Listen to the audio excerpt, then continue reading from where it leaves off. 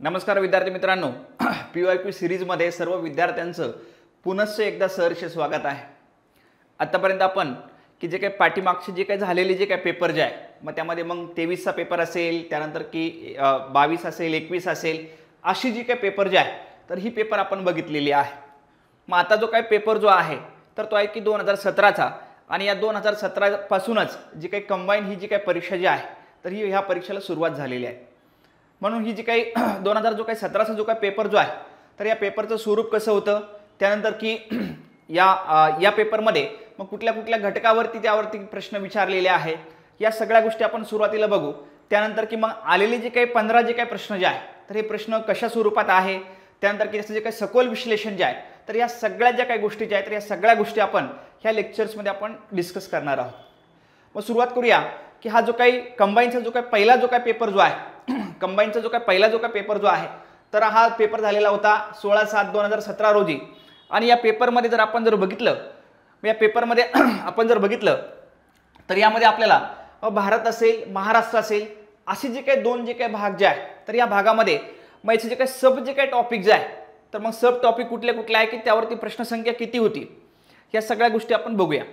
यामध्ये आपण जर बघितलं की भारतामध्ये जर आपण बघितलं की जो काही राजकीय जो काही भूगोल जो आहे तर या राजकीय भूगोलामध्ये आपल्याला एक प्रश्न विचारण्यात आला।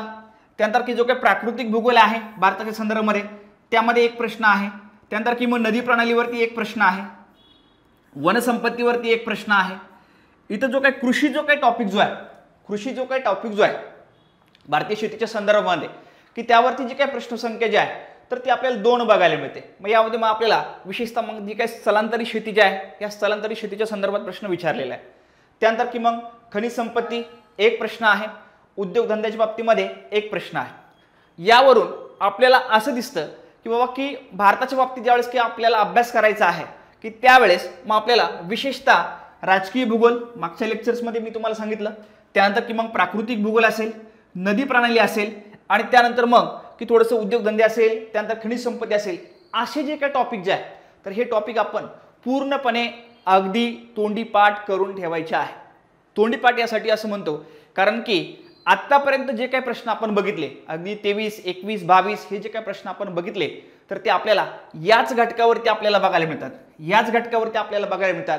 आणि हे जे काही टॉपिक जर आपले जर क्लिअर असेल तर येणारी जी काही परीक्षा जी आहे तर या येणाऱ्या परीक्षेमध्ये निश्चितपणे आपल्याला 9 किंवा मॅक्सिमम जे काही 10 जे आहे तर त्यामध्ये 10 मार्क आपल्याला मिळू शकतात। त्यामुळे की भारताच्या बाबतीमध्ये आपला अभ्यास करताना की त्यामध्ये मग राजकीय असेल, प्राकृतिक असेल, नदी प्रणाली असेल, खनिज संपत्ती असेल, असे जे काही महत्त्वाचे जे काही 4-5 घटक जे आहे तर हे 4-5 घटक आपले प्रत्येक अँगलनी जे आहे तर हे आपले कव्हर असणं गरजेचं आहे। त्याच पद्धतीनं मग आपण जर बघितलं महाराष्ट्राच्या बाबतीमध्ये सुद्धा ती स्थिती आहे। महाराष्ट्राच्या बाबतीत बघितलं मग राजकीय भूगोल असेल एक प्रश्न आहे, प्राकृतिक एक प्रश्न आहे, नदी प्रणाली बघा 2 प्रश्न आहे, त्यानंतर की मग खनिज संपत्ती आहे एक प्रश्न आहे, उद्योगधंदे एक प्रश्न आहे, आणि एक आदिवासी जे काही जमाती जे आहेत महाराष्ट्रातील जे काही विशेष जे काही आदिवासी जे काही जमाती जे आहेत मग त्यामध्ये मग असेल भिल्ल असेल, गोंड असेल, असे जे काही महत्त्वाचे जे काही आदिवासी जमाती जे आहेत तर त्यावरती एक प्रश्न आहे। इथे सुद्धा अगेन तोच एक जो काही पॅटर्न जो आहे की राजकीय भूगोल असेल, प्राकृतिक असेल, नदी प्रणाली असेल, त्यानंतर की मग खनिज संसाधने असेल, उद्योगधंदे असेल, यावरती प्रश्न आपल्याला बघायला मिळतात। यावरून आपल्याला एक स्पष्टपणे एक अंदाज आपल्याला कळतो की बाबा की आपल्याला की महाराष्ट्राचा भूगोल असेल, त्यानंतर की मग भारताचा भूगोल असेल, की यामध्ये मग आपल्याला जे काही टॉपिक जे आपल्याला जे काही करायचे आहे तर ते आपल्याला ह्या आलेल्या प्रश्नावरून आपल्याला बघायला मिळतात। आणि हे जे काही प्रश्न जे आहेत तर हे पुढे रिपीट पण झालेले आहेत। रिपीट म्हणजे की अगदी सेम टू सेम नाही, रिपीट याचा अर्थ की हे जे काही प्रश्न जे आहे तर हे वेगवेगळ्या स्वरूपामध्ये तोच प्रश्न वेगळ्या स्वरूपामध्ये विचारलेला आहे। कधी जिल्ह्यावर मग खनिज संपत्तीच्या बाबतीत मग कधी जिल्हे दिले जाऊ शकतात, दगडी कोळसा हा कुठल्या जिल्ह्यामध्ये बघायला मिळतो, किंवा मग कधी मग आपल्याला दगडी कोळशाचे प्रकार सुद्धा त्यामध्ये विचारले जाऊ शकतात। अशा स्वरूपात जे काही प्रश्न जे आहेत तर हे रिपीटेड आहे। त्यामुळे की हा घटक अभ्यासताना किंवा पूर्वपरीक्षेचा आपण अभ्यास करताना की हे जे काही चार्ट जे आहे तर हे चार्ट आपल्यासाठी महत्त्वाचे आहे। मग आता आपण सुरुवात करूया की 2017 मध्ये किंवा आपल्याला कुठल्या कुठले प्रश्न जे आहेत तर हे प्रश्न विचारलेले आहेत, त्याचं सखोल विश्लेषण आणि भविष्यामध्ये की काय प्रश्न विचारले जाऊ शकतात ह्या गोष्टी आपण बघूया। मग पहिला जो काही प्रश्न जो आहे तर हा पहिला प्रश्न आपल्याला शिखराच्या संदर्भामध्ये आहे। मग विशेषतः हा घटक कुठला आहे, महाराष्ट्राचा प्राकृतिक भूगोल आहे। या प्राकृतिक भूगोलावरती हा प्रश्न विचारलेला आहे। काय विचारलेला आहे की रायरेश्वर जे काही शिखराची जी काही उंची जी आहे तर ही किती मीटर आहे? अगदी साधा सोपा सरळ प्रश्न आहे। रायरेश्वर ही जे काही शिखर जे आहे तर या शिखराची उंची जी आहे तर ही उंची किती आहे? मग त्यामुळे की आपल्याला मग महाराष्ट्रातील जे काही महत्त्वाची जे काही शिखरं जे आहे मग त्यामध्ये मग कळसुबाई असेल, त्यानंतर साल्हेर असेल, त्यानंतर की मग महाबळेश्वर असेल, सप्तशृंगी असेल, तोरणा असेल, ही जी काही महत्त्वाची जी काही शिखरं जी आहे म्हणजे ज्याला आपण साध्या सोप्या जे काही ट्रिक्समध्ये असं म्हणतो कसा मी हसतो अशी जी काही ट्रिक्स आपण यूज करतो की ही जी काही महत्त्वाची जी काही शिखरं जी आहे तर यांच्या ज्या काही उंची जी आहे तर ह्या उंची आपल्याला तोंडीपाठ असणं गरजेचं आहे। त्याच पद्धतीनं मग की हे जे काही शिखरं जे आहे तर ह्या शिखरांच्या संदर्भामध्ये मी एक तुम्हाला नकाशा पण दिलेला आहे। तो जो काही नकाशा जर तुम्ही जर व्यवस्थितपणे जर भरला तर ही शिखरं जे आहे तर ही कुठल्या जिल्ह्यामध्ये आहेत तो प्रश्न तिथेच संपतो। त्यानंतर की मग त्यांचा उतरता क्रम जो आहे तर ह्या उतरत्या क्रमाने लावा अशा स्वरूपात जर प्रश्न जर विचारला तर तो सुद्धा जो काही प्रश्न जो आहे तर हा प्रश्न मॅपिंगच्या माध्यमातून हा तुमचा तिथेच संपतो। मग आपण प्रश्नाकडे जाऊया। रायरेश्वर ही जे काही शिखर जे आहे त्या शिखराची जी काही उंची जी आहे मग त्यामध्ये आपल्याला पर्याय दिलेला आहे। पर्याय क्रमांक 1 1173, पर्याय क्रमांक 2 1273, पर्याय क्रमांक 3 1373 आणि पर्याय क्रमांक काय दिलेला आहे 1473 आहे। इथे जर आपण जर बघितलं शेवटचे जे काही डिजिट जे आहे तर हे शेवटचे डिजिट काय दिलेले आहेत 73 73 दोन डिजिट बघा प्रत्येक ठिकाणी जे आहे तर किती आहेत 73 आहे 73 आहे 73 आहे। याचा अर्थ की फक्त जे आहे रायरेश्वर शिखराची जी काही उंची जी आहे तर ही लास्टचे जे काही दोन आकडे जे आहेत तर हे 73 आहे कन्फर्म झालं। यामध्ये आपण जर बघितलं याचं जे काही उत्तर जे आहे तर ते उत्तर आहे की 1373। रायरेश्वर जे काही शिखराची जी काही उंची जी आहे तर ही किती आहे 1373 आहे।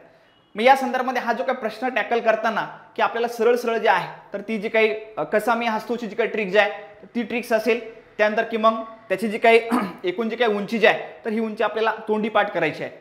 ह्या गोष्टी जर तोंडीपाठ केल्या तर आपल्याला कशाही स्वरूपात जरी प्रश्न विचारला तर हा प्रश्न जो आहे तर हा प्रश्न आपल्याला सुटू शकतो। मग यामध्ये आपण जर बघितलं हे जे काय रायरेश्वर हे जे काही शिखर जे आहे तर हे रायरेश्वर शिखर मग आपल्याला जो काही पुणे जो काही जिल्हा जो आहे तर ह्या पुणे जिल्ह्यातील मग आपल्याला जो काही भोर जो काही तालुका जो आहे पुणे जिल्ह्यातील जो काही भोर जो काही तालुका जो आहे तर ह्या भोर तालुक्यामध्ये आपल्याला बघायला मिळतं। भविष्यामध्ये ज्यावेळेस की प्रश्न येईल तर प्रश्न कसा येईल की रायरेश्वर जे काही शिखर जे आहे तर हे पुणे जिल्ह्यातील टिंबटिंब तालुक्यामध्ये आहेत अशा स्वरूपात प्रश्न येऊ शकतो। आता आपल्याला उंचीवरती विचारला तर भविष्यामध्ये आपल्याला तालुक्यावरती विचारला जाऊ शकतो, भविष्यामध्ये मग जिल्ह्यावरती विचारला जाऊ शकतो किंवा मग रायरेश्वर शिखराची जी काही उंची जी आहे तर तो जो काही उतरत्या क्रमाच्या संदर्भात जर प्रश्न जर विचारला की बाबा की रायरेश्वर शिखराची जी काही उंची जी आहे तर महाराष्ट्रामध्ये उतरत्या क्रमानुसार जर आपण जर क्रमवारी लावत गेलो तर कितव्या क्रमांकाचं शिखर आहे तर ते 8व्या क्रमांकाचं शिखर आहे अशा स्वरूपात सुद्धा जो काही प्रश्न जो आहे तर हा प्रश्न येऊ शकतो। मग आपण थोडंसं जे काही महाराष्ट्रातील जे काही इतर जे काही शिखर जे आहे तर ते इतर शिखर जे आहे तर हे प्रत्येकालाच माहिती आहे तरी पण मी तुम्हाला सांगतो। मग पहिले जे काही सर्वाधिक उंचीचं शिखर कुठलं आहे 1646 मीटरचं कळसुबाई आहे, कुठल्या जिल्ह्यामध्ये आहे अहमदनगर जिल्ह्यामध्ये। 2 नंबर कुठला आहेत साल्हेर आहे, कुठल्या जिल्ह्यामध्ये आहेत नाशिक जिल्ह्यामध्ये, उंची किती आहेत 1567 आहे। 3 नंबर कुठला आहेत महाबळेश्वर आहे, कुठला जिल्हा आहेत सातारा जिल्हा आहेत, उंची किती आहेत 1438। 4 नंबर कुठला आहेत हरिश्चंद्रगड, उंची किती आहेत 1424, जिल्हा कुठला आहेत अहमदनगर आहे। 5 नंबर जर बघितलं तर 5 नंबर कुठला आहेत सप्तशृंगी, 3.5 शक्तिपीठापैकी असणारे एक स्थळ आहे सप्तशृंगी, 1416, जिल्हा कुठला आहे नाशिक आहे।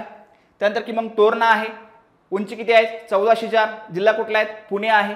त्यानंतर की मग राजगड आहे 1376, जिल्हा कुठला आहे पुणेचा आहे।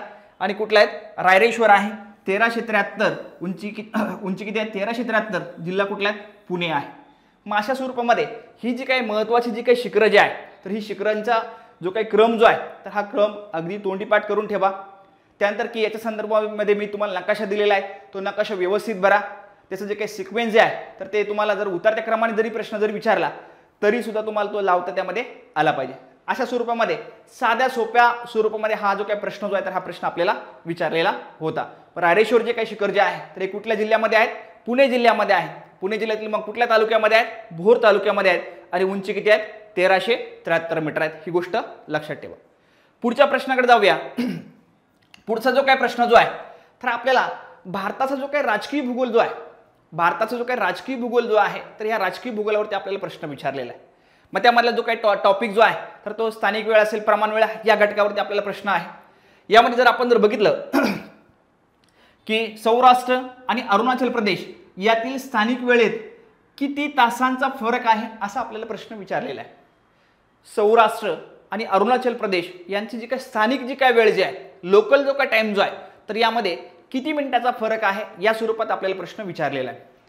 मग त्यामध्ये आपल्याला ऑप्शन दिलेले आहे 3 तास आहे, 2 तास आहे, त्यानंतर की मग 1 तास आहे आणि 4 तास आहे। मग आता हा जो काय प्रश्न जर टॅकल करताना मग आपल्याला भारताच्या बाबतीमध्ये मग कुठला घटक आपल्याला अभ्यासावा लागणार आहे, तर भारताचा आपल्याला अक्षरवृत्तीय विस्तार आपल्याला बघावा लागेल। विशेषतः मग रेखावृत्ताच्या संदर्भामध्ये रेखावृत्त जो आहे तर हा रेखावृत्त जो आहे तर तो आपल्याला व्यवस्थित हा जो काय प्रश्न टॅकल करायचा असेल तर रेखावृत्ताच्या संदर्भामध्ये आपल्याला व्यवस्थित आपल्याला बघावं लागणार आहे।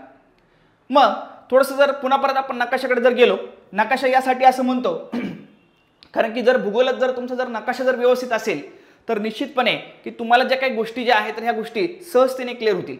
जेवढ्या भूगोलामध्ये की जेवढं तुम्ही इमॅजिनेशन कराल तेवढा तुम्हाला जो काही भूगोल जो आहे तर हा भूगोल तुम्हाला सोपा जाणार आहे। मग आता आपण जर बघितलं की सौराष्ट्र आणि अरुणाचल प्रदेशमधला आपल्या स्थानिक वेळेचा फरक आपल्याला काढायचा आहे। मग सौराष्ट्र म्हणजे गुजरात। मग आपल्याला माहिती आहे की जे काही भारताचं जे काही सर्वाधिक जर पश्चिमेकडचं जे काही टोक जे आहे, पश्चिमेकडे जे काही टोक जे आहे तर हे कुठलं आहे, घुरमोटा, हे कुठल्या राज्यामध्ये आहे, तर हे गुजरात राज्यामध्ये आहे। आणि भारताचं सर्वाधिक जर पूर्वेकडचं जर आपण जर बघितलं पूर्वेकडचं जे काही टोक जे आहे तर हे कुठलं आहे, किबुतो आहे, हे कुठल्या राज्यामध्ये आहे, अरुणाचल प्रदेशमध्ये आहे। मग इथे जर आपण जर रेखावृत्तीय जर विस्तार आपण जर बघितला तर रेखावृत्तीय विस्तारावरून आपल्याला की यांचा जो काही लोकल जो काही टाइम जो आहे तर त्याचा जो काही डिफरन्स जो आहे तर आपल्याला सहजतेने काढता त्यामध्ये येऊ शकतो। मग हे जे काय घुरमोटा हे जे काय स्थळ जे आहे, हे जे काय ठिकाण जे आहे, आता सुरुवातीला एक गोष्ट पहिल्यांदा क्लिअर करतो, रेखावृत्तीय विस्तार म्हणजे काय किंवा रेखावृत्त म्हणजे काय, तर साधी सोपी कन्सेप्ट आहे। रेखावृत्त म्हणजे की पृथ्वीवरती उभ्या स्वरूपामध्ये ज्या काही काल्पनिक रेषा मांडलेल्या आहेत किंवा आखलेल्या आहेत तर त्याला आपण काय म्हणतो, रेखावृत्त असं म्हणतो। साधी सोपी व्याख्या आहे। मग जर आपण जर बघितलं मग भारताचं जे ह्या काय उभ्या स्वरूपात ज्या काही रेषा ज्या आहेत तर ह्या कुठल्या आहेत, रेखावृत्त आहे। आलं लक्षात? मग हे जे काही घुरमोठा हे जे काही ठिकाण जे आहे तर हे किती डिग्रीवरती आहे, तर हे आहेत 68 डिग्री 7 मिनिटावरती आपल्याला बघायला मिळतं। पण त्यानंतर पूर्वेकडचं जे काही ठिकाण जे आहे तर हे पूर्वेकडचं ठिकाण कुठलं आहे, किबुतो आहे, हे किती आहेत 97 डिग्री 25 मिनिटावरती आपल्याला बघायला मिळतं। मग आपल्याला की जो काही डिफरन्स आपल्याला जो काही काढायचा आहे तर एक थोडंसं आपल्याला कॅल्क्युलेशन आपल्याला करावं लागणार आहे। मग हे जे काही किबुतो हे जे काही ठिकाण जे आहे तर किती डिग्रीवरती आहे, 97 डिग्री 25 मिनिट, आपण साधारणपणे फक्त 97 आपण त्यामध्ये पकडू। त्यानंतर हे जे काही घुरमोठे हे जे काही ठिकाण जे आहे तर हे किती डिग्रीवरती आहे, हे आहेत की 68 डिग्रीवरती। मग 97 डिग्री मधून 68 डिग्री जर वजा जर केले तर आपल्याला किती बघायला मिळणार आहे, तर 29 डिग्री हा झाला त्यामध्ये फरक, 29 डिग्रीचा फरक आहे। मग इथे एक गोष्ट लक्षात ठेवा की दोन रेखावृत्तांमधील अंतरामधील जर वेळेचं जर आपण जर एक जर मिनिटाचा जर फरक जर काढला तर तो किती आहे, 4 मिनिटाचा फरक येतो। दोन जे काही रेखावृत्त जे आहे तर या दोन रेखावृत्तांमधील जे काही अंतरामधील जो काही वेळेचा जो काही फरक जो आहे तर हा 4 मिनिट आहे। ज्यावेळेस की आपण व्यवस्थितपणे अक्षरवृत्त रेखावृत्त आपण व्यवस्थित बघितले त्यावेळेस ही गोष्ट आपण डिस्कस केलेली आहे। जे काही रेखावृत्त जे आहे तर ह्या दोन रेखावृत्तामधील जे काही अंतरामधील जे काही वेळेचा जो काही फरक जो आहे तर हा किती आहे, 4 मिनिटाचा आहे। मग इथं साधं सोपं मग इथं किती फरक आलेला आहे, गुजरात आणि अरुणाचल प्रदेश यांच्यामध्ये किती डिग्रीचा फरक आलेला आहे, तर यांच्यामध्ये 29 डिग्रीचा फरक आलेला आहे। त्यानंतर की मग दोन रेखावृत्ताच्या जे काही अंतरामधील किती मिनिटाचा फरक आहे, 4 मिनिटाचा फरक आहे। मग 29 गुणिले जर आपण जर 4 जर केलं तर आपल्याला जी काही मिळणारी जी काही संख्या जी आहे तर ती आहेत की 116, किती आहेत 116। मग 116 म्हणजे किती मिनिट हो, 116 म्हणजे किती तास हो। मग आपल्याला माहिती आहे 1 तास म्हणजे किती मिनिट आहे, 1 तास म्हणजे किती मिनिट आहे, 60 मिनिटं आहे, बरोबर की नाही। मग 116 मिनिटं म्हणजे किती तास आहे, तर अगदी त्यामध्ये आपण जर बघितलं की 2 तास किंवा एक्झॅक्ट आपण जर बघितलं तर मग आपल्याला 1 तास 56 मिनिटं आपल्याला बघायला मिळतात। आणि त्यामध्ये किंवा आपण हे वरचे जे काही मिनिट जे आहे तर हे सुद्धा आपण त्यामध्ये सोडलेले आहे।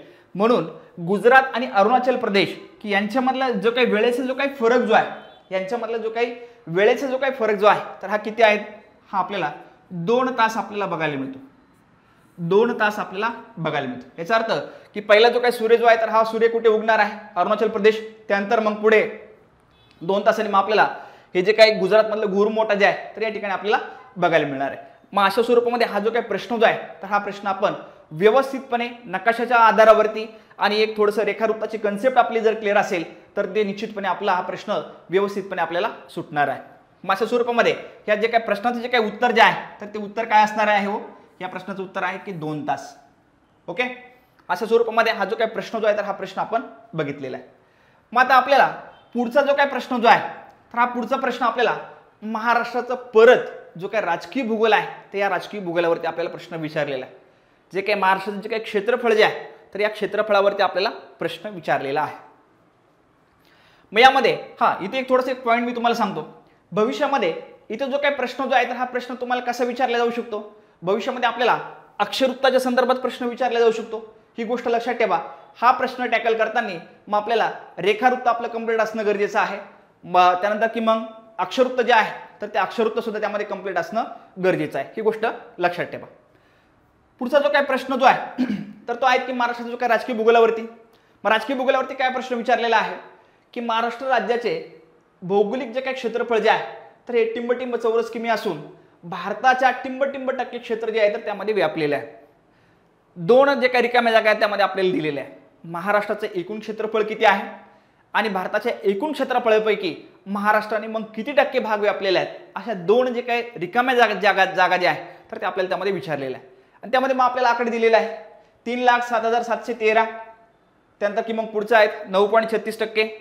त्यानंतर की मग 3,06,713 8.36%. त्यानंतर की मग 3,05,612 9.36%. त्यानंतर की मग 3,05,710 7.26% असं आपल्याला दिलेलं आहे. मग हा सुद्धा जो काही घटक जो आहे तर हा अगदी तोंडीपाठ करण्याचा भाग आहे. एकदा जर आपण तोंडीपाठ केलं ती परत आपल्याला की ही जी काही गोष्ट जी आहे तर ही गोष्ट आपल्याला की परत विसरण्याची गरज नाही. महाराष्ट्राचं जे काही क्षेत्रफळ जे आहे तर हे आपल्याला सगळ्यांना माहिती आहे. महाराष्ट्राचं क्षेत्रफळ जर आपण बघितलं तर महाराष्ट्राचं क्षेत्रफळ किती आहे हो, महाराष्ट्राचं जे काही क्षेत्रफळ जे आहे तर त्यात की 3,07,713 चौरस किलोमीटर बघायला मिळतं. आणि एकूण भारताच्या किती क्षेत्रफळापैकी किती टक्के भाग व्यापलेला आहेत महाराष्ट्राने तर तो आहे की 9.36%. अगदी साधा सोपा प्रश्न आहे. महाराष्ट्राचं जे काही एकूण जे काही क्षेत्रफळ जे आहे तर ते किती आहेत 3,07,713 चौरस किलोमीटर आहे आणि महाराष्ट्राने भारताच्या एकूण क्षेत्रफळापैकी किती टक्के भाग व्यापलेला आहे तर तो आहे की 9.36%. ही गोष्ट जी आहे तर ही गोष्ट सुद्धा पाठ करून ठेवा. मग आता की इथे जो काही प्रश्न जो भविष्यामध्ये आपल्याला विचारला जाऊ शकतो, आता आपल्याला विचारलं टक्केवारीवरती. एका पाठीमागच्या पेपर्समध्ये आपण बघितलं की आपल्याला हेक्टर्समध्ये क्षेत्रफळ विचारलं. भविष्यामध्ये किंवा आपल्याला की एकर्सवरती सुद्धा प्रश्न येऊ शकतो. महाराष्ट्रात जे काही एकूण जे काही क्षेत्रफळ जे आहे तर आपल्याला हेक्टरवरती विचारलं तर मग एकर्स किती आहेत असा सुद्धा प्रश्न त्यामध्ये येऊ शकतो. त्यामुळे की हे जे काही तिन्ही जे काही आकडे जे आहे तर हे तिन्ही आकडे आपल्याला बघावं लागणार आहे.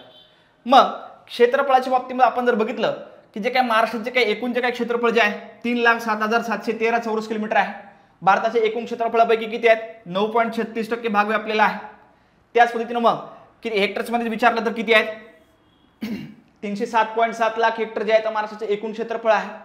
आता जे आहे तर आता आपल्याला आयोग हे हेक्टर्सवरती न विचारता आपल्याला जर एकर्सवरती जर विचारलं तर ते एकर्स आपल्याला सांगता आलं पाहिजे. महाराष्ट्राचं जे काही क्षेत्रफळ जे आहे तर हे आहेत की 360.65 लाख एकर्स. हा आकडा जो आहे तर हा आकडा भविष्यामध्ये कुठल्या ना कुठल्या परीक्षेमध्ये विचारला जाऊ शकतो. भविष्यामध्ये कुठल्या ना कुठल्या परीक्षेमध्ये विचारला जाऊ शकतो. आयोगाने आपल्या क्षेत्रफळावरती विचारलं, त्यानंतर की मग हेक्टर्सवरती सुद्धा प्रश्न विचारला तर आपल्याला भविष्यामध्ये एकर्सवरती जो आहे तर ते एकर्सवरती निश्चितपणे जो आहे तर तो प्रश्न येऊ शकतो. त्यामुळे की हा जो काय आकडा जो आहे तर हा आकडा लक्षात ठेवा किती आहेत 760.65 लाख जे काही हेक्टर्स 760.5 लाख एकर जे आहे तर हे महाराष्ट्राचं आपल्याला क्षेत्रफळ आपल्याला बघायला मिळतं. त्यानंतर की आपल्याला एखादं स्टेटमेंट दिलं जाऊ शकतं क्षेत्रफळानुसार मग महाराष्ट्राची जी काही क्रमवारी जी आहे तर ही भारतामध्ये कितवी आहे, क्षेत्रफळानुसार मग सर्वाधिक मोठं असणारं राज्य कुठलं आहे, क्रमवारी सुद्धा त्यामध्ये दिली जाऊ शकते. तर त्या सुद्धा गोष्टी आपल्यासाठी महत्त्वाच्या आहेत. मग क्षेत्रफळानुसार भारतामध्ये मग सर्वाधिक क्षेत्रफळ असणारं राज्य कुठलं आहे तर ते आहेत की राजस्थान. कुठलं आहेत राजस्थान आहे. त्यानंतर मग कुठलं राज्य आहे मध्य प्रदेश आहे. आणि 3 नंबरला कुठलं राज्य येतं मग तर 3 नंबरला आहेत की महाराष्ट्र. कुठलं राज्य आहेत 3 नंबरला महाराष्ट्र आहे.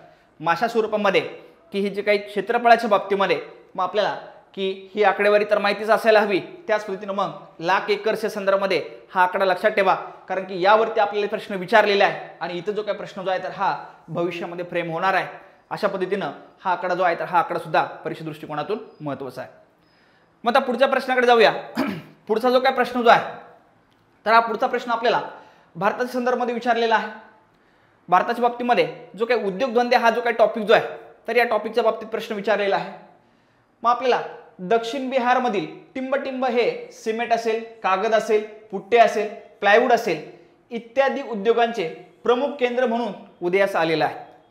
दक्षिण जो काय बिहार हे जे काय दक्षिण बिहार हे जे काही ठिकाण जे आहे किंवा बिहारमधला जो काही भाग जो आहे तर या भागामध्ये टिंबटिंब असं कुठलं जे काही शहर जे आहे तर ते कागद असेल, पुट्टे असेल, प्लायवूड असेल इत्यादींचे जे काही उद्योगांचे जे काही प्रमुख ठिकाण जे आहे तर हे बनलेलं आहे.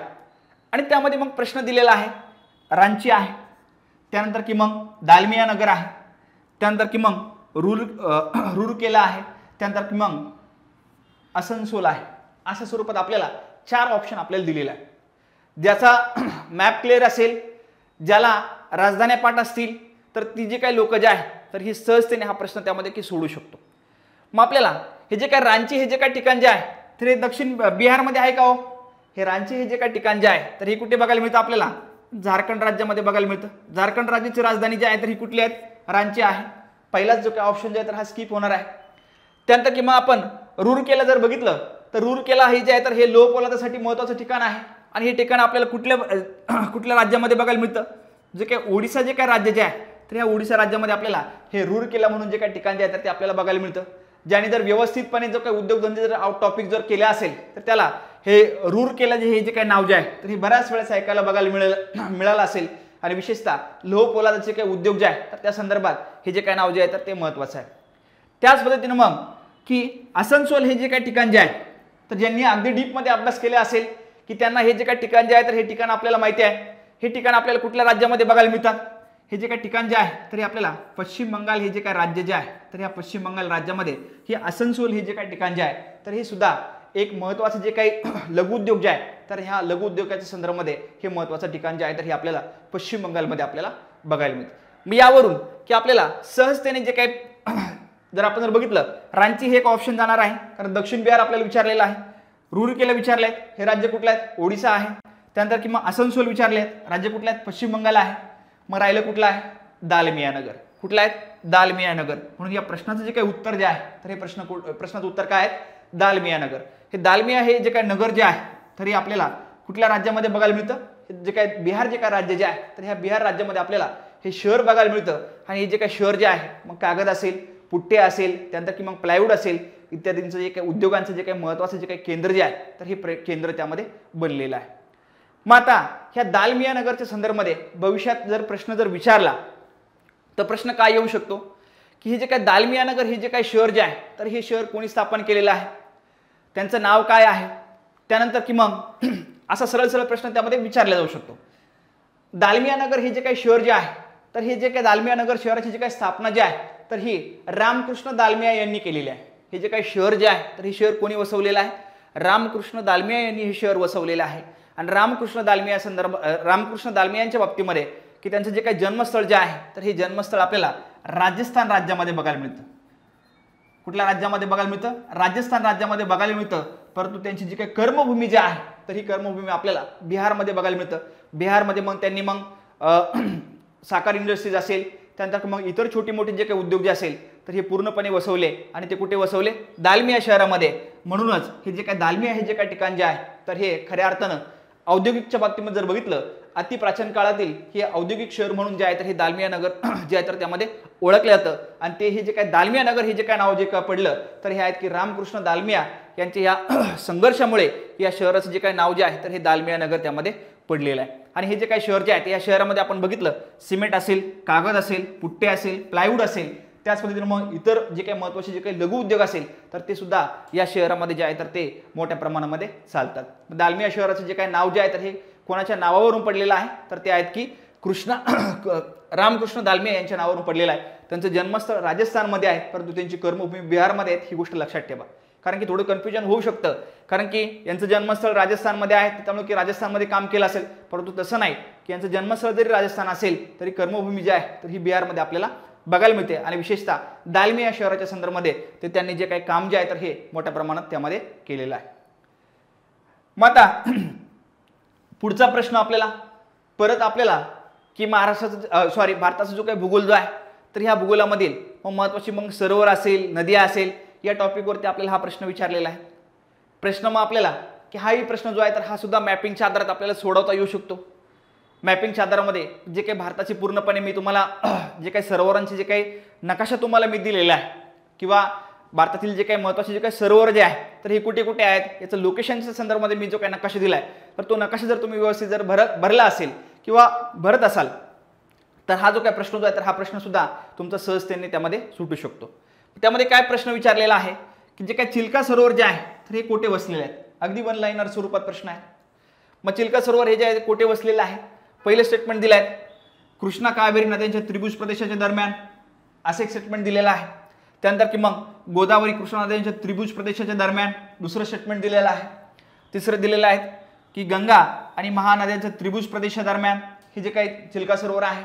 त्यानंतर की मग चौथं दिलेलं आहे की महानदी आणि गोदावरी नदीच्या त्रिभुज प्रदेशादरम्यान हे जे काही चिल्का सरोवर जे आहे तर हे चिल्का सरोवर वसलेलं आहे असं प्रश्न त्यामध्ये दिलेला आहे. मग आपण व्यवस्थितपणे मॅपच्या आधारात जर आपण बघितलं हे जे काही चिल्का जे काही सरोवर जे आहे तर हे चिल्का सरोवर कुठल्या दोन नद्यांच्या माध्यमात कुठल्या दोन नद्यांच्या त्रिभुज प्रदेशात बसलेला आहे तर त्याचं उत्तर आहे की 4. जे काही महानदी जी आहे महानदी आणि गोदावरी यांचा जो काही त्रिभुज जो काही प्रदेश जो आहे तर या त्रिभुज प्रदेशामध्ये की आपल्याला हे जे काही चिल्का सरोवर जे आहे तर ही चिल्का सरोवर वसलेलं आपल्याला बघायला मिळतं. ह्या चिल्का सरोवरच्या बाबतीमध्ये जर आपण बघितलं की हे जे काही सरोवर जे आहे तर हे आपल्याला गोदावरी आणि महानदीच्या दरम्यान बघायला मिळतं. दुसरं जे काय आहे की हे भारतातील सर्वात मोठे खाऱ्या पाण्याचे सरोवर आहे. भारतामधील सर्वात मोठे खाऱ्या पाण्याचे सरोवर म्हणून कुठल्या सरोवराची ओळख आहे तर त्यात की चिल्का सरोवर. कुठल्या सरोवराची ओळख आहे. चिल्का सरोवराची ओळख आहे. आणि कुठल्या दोन नद्यांच्या त्रिभुज प्रदेशामध्ये आहे तर महानदी आणि गोदावरी या दोन नद्यांच्या त्रिभुज प्रदेशामध्ये की आपल्याला हे जे काही सरोवर जे आहे तर हे सरोवर वसलेलं आपल्याला बघायला मिळतं. आणि तिसरं जे काही स्टेटमेंट जे आहे तर हे व्हेरी IMP आहे आणि यावरतीच आपल्याला प्रश्न त्यामध्ये की भविष्यामध्ये विचारला जाऊ शकतो. तिसरं स्टेटमेंट काय आहे की भारताच्या पूर्व किनाऱ्यावरती सागरी लाटांच्या कार्यांमुळे तयार झालेल्या वाळूच्या दांड्यांनी हे जे काही सरोवर जे आहे तर हे सरोवर बनलेलं आहे. भारताच्या कुठल्या किनारपट्टीवरती आहे हो हे चिल्का सरोवर. भारताच्या पूर्व किनारपट्टीवरती आहेत.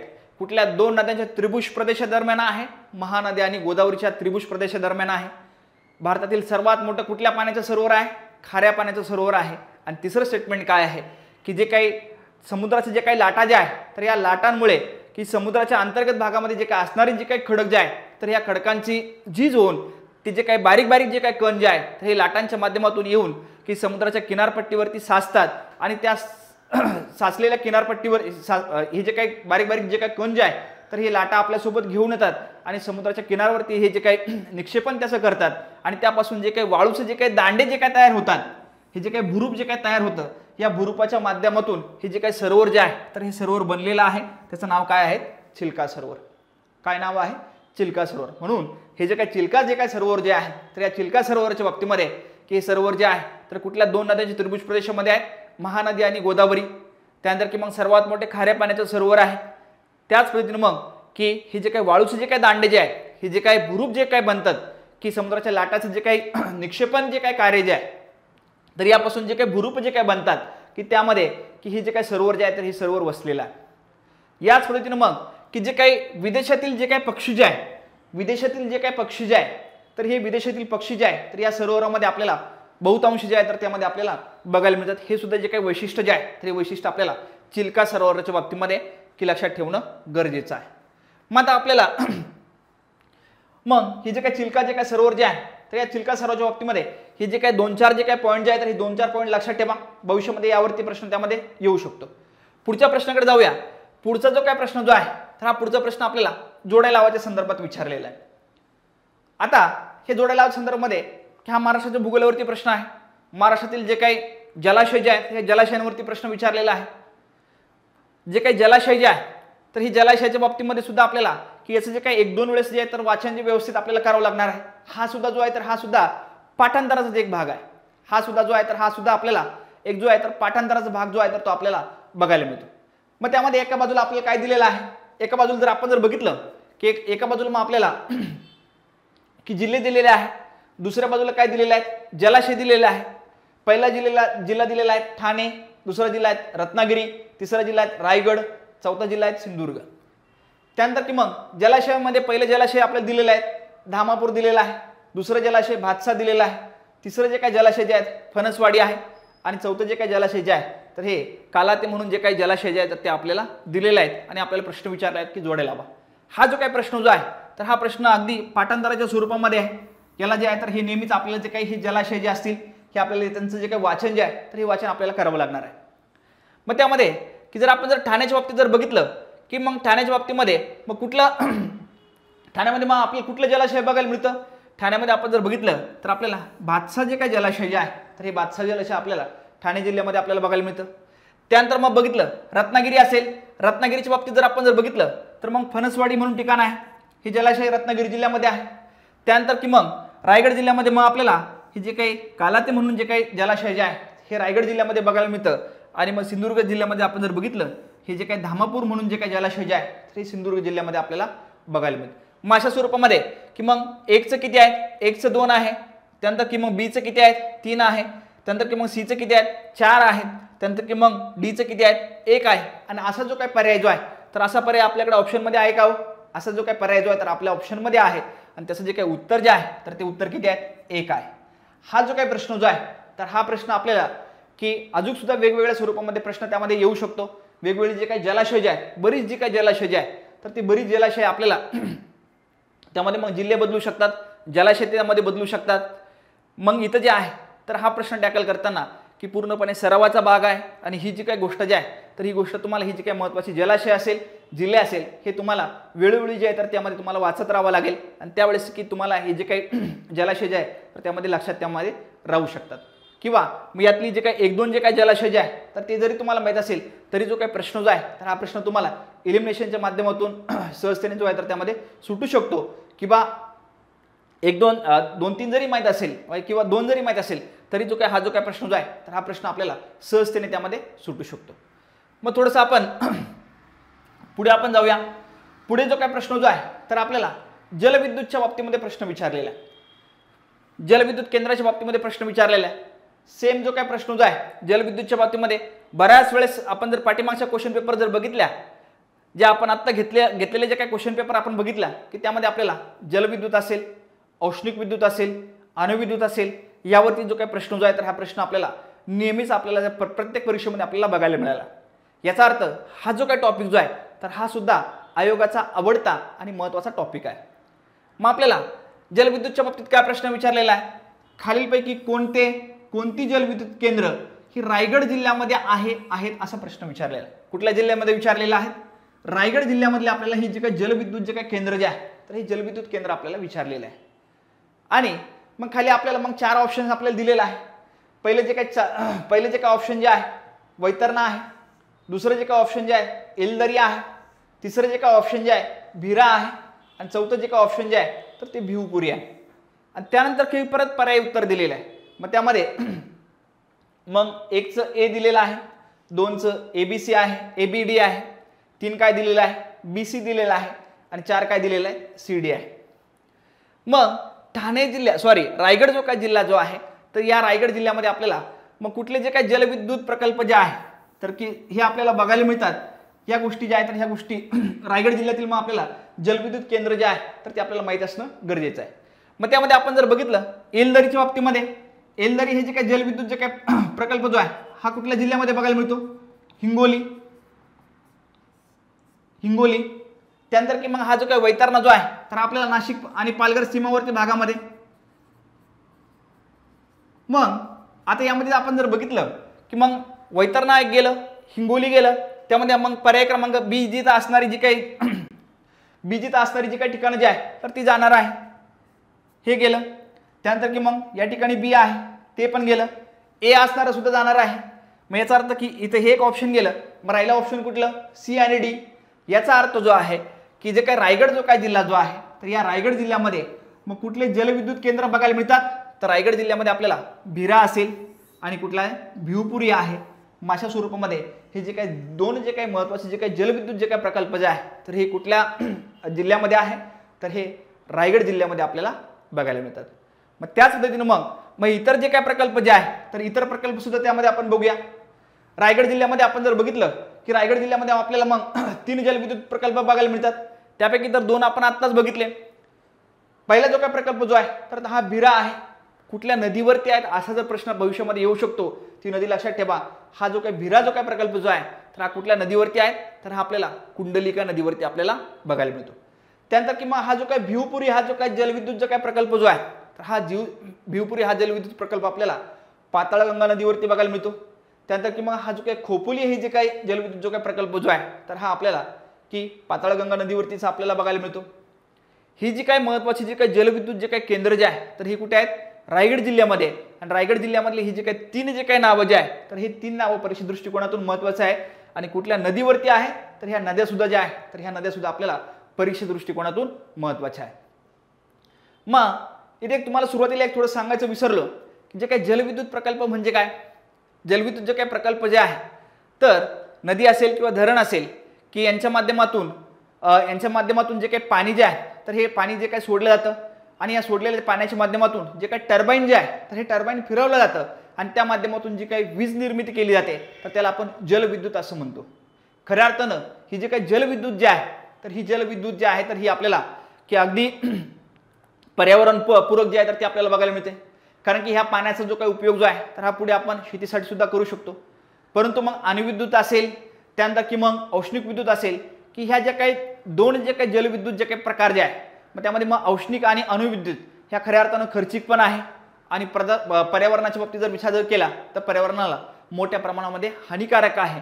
आणि ही जे काही जलविद्युत जे आहे तर ही जलविद्युत आपल्याला पर्यावरणाच्या दृष्टिकोनातून आपल्याला अनुकूल आपल्याला बघायला मिळते. मग अशा स्वरूपामध्ये की ही जी काही रायगड जिल्ह्यातील आपण ही जी काही 3 जे काही जलविद्युत प्रकल्प जे आहेत तर ते आपण बघितले. त्यानंतर की मग वैतरणाच्या बाबतीमध्ये बघितलं ही नदी कुठली आहेत वैतरणा आहे. एलदरी हा हिंगोली जिल्ह्यातील प्रकल्प कुठल्या नदीवरती आहे तर हा पूर्णा नदीवरती आहे. अशा स्वरूपामध्ये हे जे काही महत्त्वाचे जे काही जलविद्युत जे काही प्रकल्प जे आहे तर हे जलविद्युत प्रकल्प ज्यावरती आपल्याला प्रश्न विचारला तर ते आपण सविस्तरपणे आपण बघितलेला आहे. त्यानंतर मग आपण थोडंसं पुढच्या प्रश्नाकडे जाऊया. पुढचा प्रश्न सुद्धा आपल्याला महाराष्ट्रातील जी काही नदी प्रणाली जी आहे तर या नदी प्रणालीवरती आपल्याला प्रश्न विचारलेला आहे. मग महाराष्ट्रातील जी काही नदी प्रणालीवरती काय प्रश्न विचारलेला आहे. मग असा प्रश्न दिलेला आहे की खालील विधाने बघा किंवा खालील विधाने पहा आणि त्यामध्ये दिलेलं आहे पंचगंगा व कृष्णा नद्यांचं जे काही संगमाजवळ नरसोबावाडी हे ठिकाण आहे. पंचगंगा आणि कृष्णा नद्यांच्या संगमाजवळ नरसोबावाडी ही ठिकाण आहे. दुसरं स्टेटमेंट दिलेलं आहे कृष्णा व भीमा नद्यांची खोरी जी आहे तर ही महादेव डोंगररांगांमुळे वेगळी झालेली आहे किंवा महादेव डोंगररांगांमुळे वेगळी होतात असं दुसरं स्टेटमेंट दिलेलं आहे. तिसरं स्टेटमेंट काय दिलेलं आहे वर्धा व वैनगंगा नद्यांचे एकत्रित जो काही प्रवाह जो आहे तर हा प्रवाह आपल्याला प्राणहिता नावाने ओळखला जातो किंवा याला आपण प्राणहिता असं म्हणतो. असा प्रश्न आपल्याला दिलेला आहे. त्यामध्ये आपल्याला की कृष्णा नदी जी आहे तर ती आपल्याला व्यवस्थितपणे माहीत पाहिजे. त्यानंतर किंवा आपल्याला कृष्णा भीमा जे आहे तर यांचा जो काही प्रवाह जो आहे तो व्यवस्थित माहीत पाहिजे. आणि त्यानंतर मग आपल्याला गोदावरी जी काही नदी प्रणाली जी आहे किंवा गोदावरी नदी जे काही खोरं जे आहे तर ते सुद्धा आपल्याला व्यवस्थितपणे माहीत पाहिजे. त्यावेळेस हा जो काय प्रश्न जो आहे तर हा प्रश्न टॅकल होऊ शकतो. परत मग आपल्याला काय दिलेलं आहे की विधान फक्त ए बरोबर आहे, फक्त विधान ब बरोबर आहे, विधान ए आणि बी बरोबर आहे आणि विधान ए बी सी बरोबर आहे असा आपल्याला प्रश्न दिलेला आहे. मग त्यामध्ये म्हणजे काय बरोबरची जी काही विधानं जे आहे तर ही बरोबरची विधानं कुठली आहेत असं ओळखा म्हणून आपल्याला सहजतेने प्रश्न आहे. मग आपल्याला की पहिला आपल्याला बघावं लागणार आहे हे जे काय पंचगंगा जो काय नदीचा जो काय प्रवाह जो आहे तर तो आपल्याला सुरुवातीला बघावा लागेल. पंचगंगा हा जो काय प्रवाह जो आहे तर हा प्रवाह मग त्यामध्ये आपल्याला कुंभी असेल, कासारी असेल, तुळशी असेल, भोगावती असेल आणि गुप्त नदी कुठल्या आहेत सरस्वती आहे. असा जो काय 5 नद्यांचा जो काय प्रवाह जो आहे कुठल्या कुठल्या आहेत कुंभी आहे, कासारी आहे, तुळशी आहे, भोगावती आहे, सरस्वती आहे. अशा जे काही 5 जे काही नद्या ज्या आहेत तर या 5 नद्या कोल्हापूर जो काही जिल्हा जो आहे तर या कोल्हापूर जिल्ह्यातील प्रयाग या ठिकाणी एकत्र येतात आणि तिथून पुढचा जो काही प्रवाह जो आहे तर हा प्रवाह पंचगंगा नावाने ओळखला जातो आणि हा जो काय प्रवाह जो आहे तर हा पुढे कृष्णा नदीला नरसोबावाडी म्हणून ठिकाण आहे कोल्हापूर जिल्ह्यामध्ये. कोल्हापूर जिल्ह्यामध्ये कुठलं ठिकाण आहे? नरसोबावाडी म्हणून ठिकाण आहे. तर या ठिकाणी हा जो काय प्रवाह जो आहे तर हा प्रवाह कृष्णा नदीला जाऊन मिळताना आपल्याला बघायला मिळतो. ही गोष्ट लक्षात ठेवा. पंचगंगा जो आहे तर हा पंचगंगा नदीचा जो काय प्रवाह जो आहे तर हा आपल्याला अभ्यासण्यापूर्वी मग त्यामध्ये मग कुंभी असेल, कासारी असेल, सरस्वती असेल, तुळशी असेल, भोगावती असेल, ह्या ज्या काही नद्या ज्या आहेत तर या नद्या आपल्याला माहिती असणं गरजेचं आहे. या नद्यांचा जो काय प्रवाह जो आहे तर हा प्रवाह जर आपण जर बघितला तर कुठे जाऊन मिळतो तर प्रयाग या ठिकाणी जाऊन मिळतो आणि तिथून पुढचा जो काय प्रवाह जो आहे तर हा प्रवाह पंचगंगा नावाने ओळखला जातो.